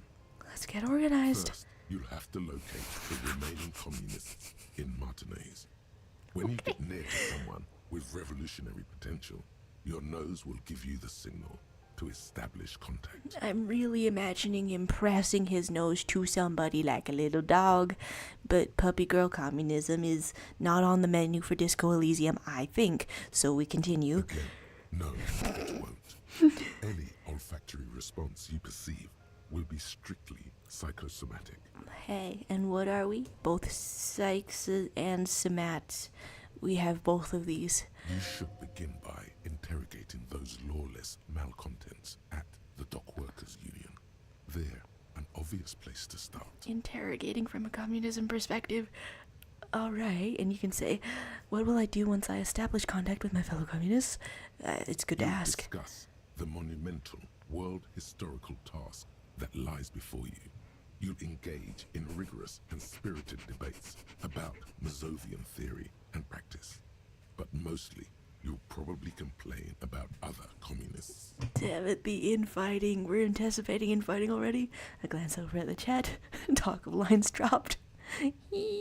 And okay, I keep saying, but yeah, this is all, the way this is all written, it really is written with a level of understanding that only a communist could. Interesting. And can we question the counterproductiveness of infighting? Not at all. Complaining about other communists is one of the most important parts of being a communist. I feel the effectiveness that slips away from us in every way. So we accept a task. Wake, brave worker. 'Tis no time for bed. Fight till there's no slaves below, and no masters o'erhead. Well, a jaunty bit of poetry to start off your morning. The abrupt little zoom back out. Huh. Okay. An unexpected full 3 hours with a sharp turn into communism at the end of it. Well, I wasn't quite sure, but I think maybe I'm ready to be away from this game for a week or more. Thanks for hanging out with me through this. The last things in the chat where King Hijinks with this game really does convey how hopeless it can be wanting to fight for a better future and equal rights for marginalized people. It's so much slipping through your fingers that you can't help but make a little joke about it or something. And knowing the world could be better, but the whole world seems to be in your way, right? Absolutely nuts. And congrats, Comrade Sharp. It's 1 a.m. stream out here for a for a amount of time that baffles me, but it's, I don't know, I feel whole, I feel full, and you saying this was fun to listen to, fun time to pass out. Hey, may you not encounter the ancient reptilian brain. And my last thought is that I fully considered adding Missy Elliott's Work It to the Disco Elysium playlist because it actually accidentally ended up in there when I was trying to expand one of my playlists, and then the vibe kind of was a little bit Harrycore to me, and that's the last thought on my mind. Thank you very much for being here. I'll see you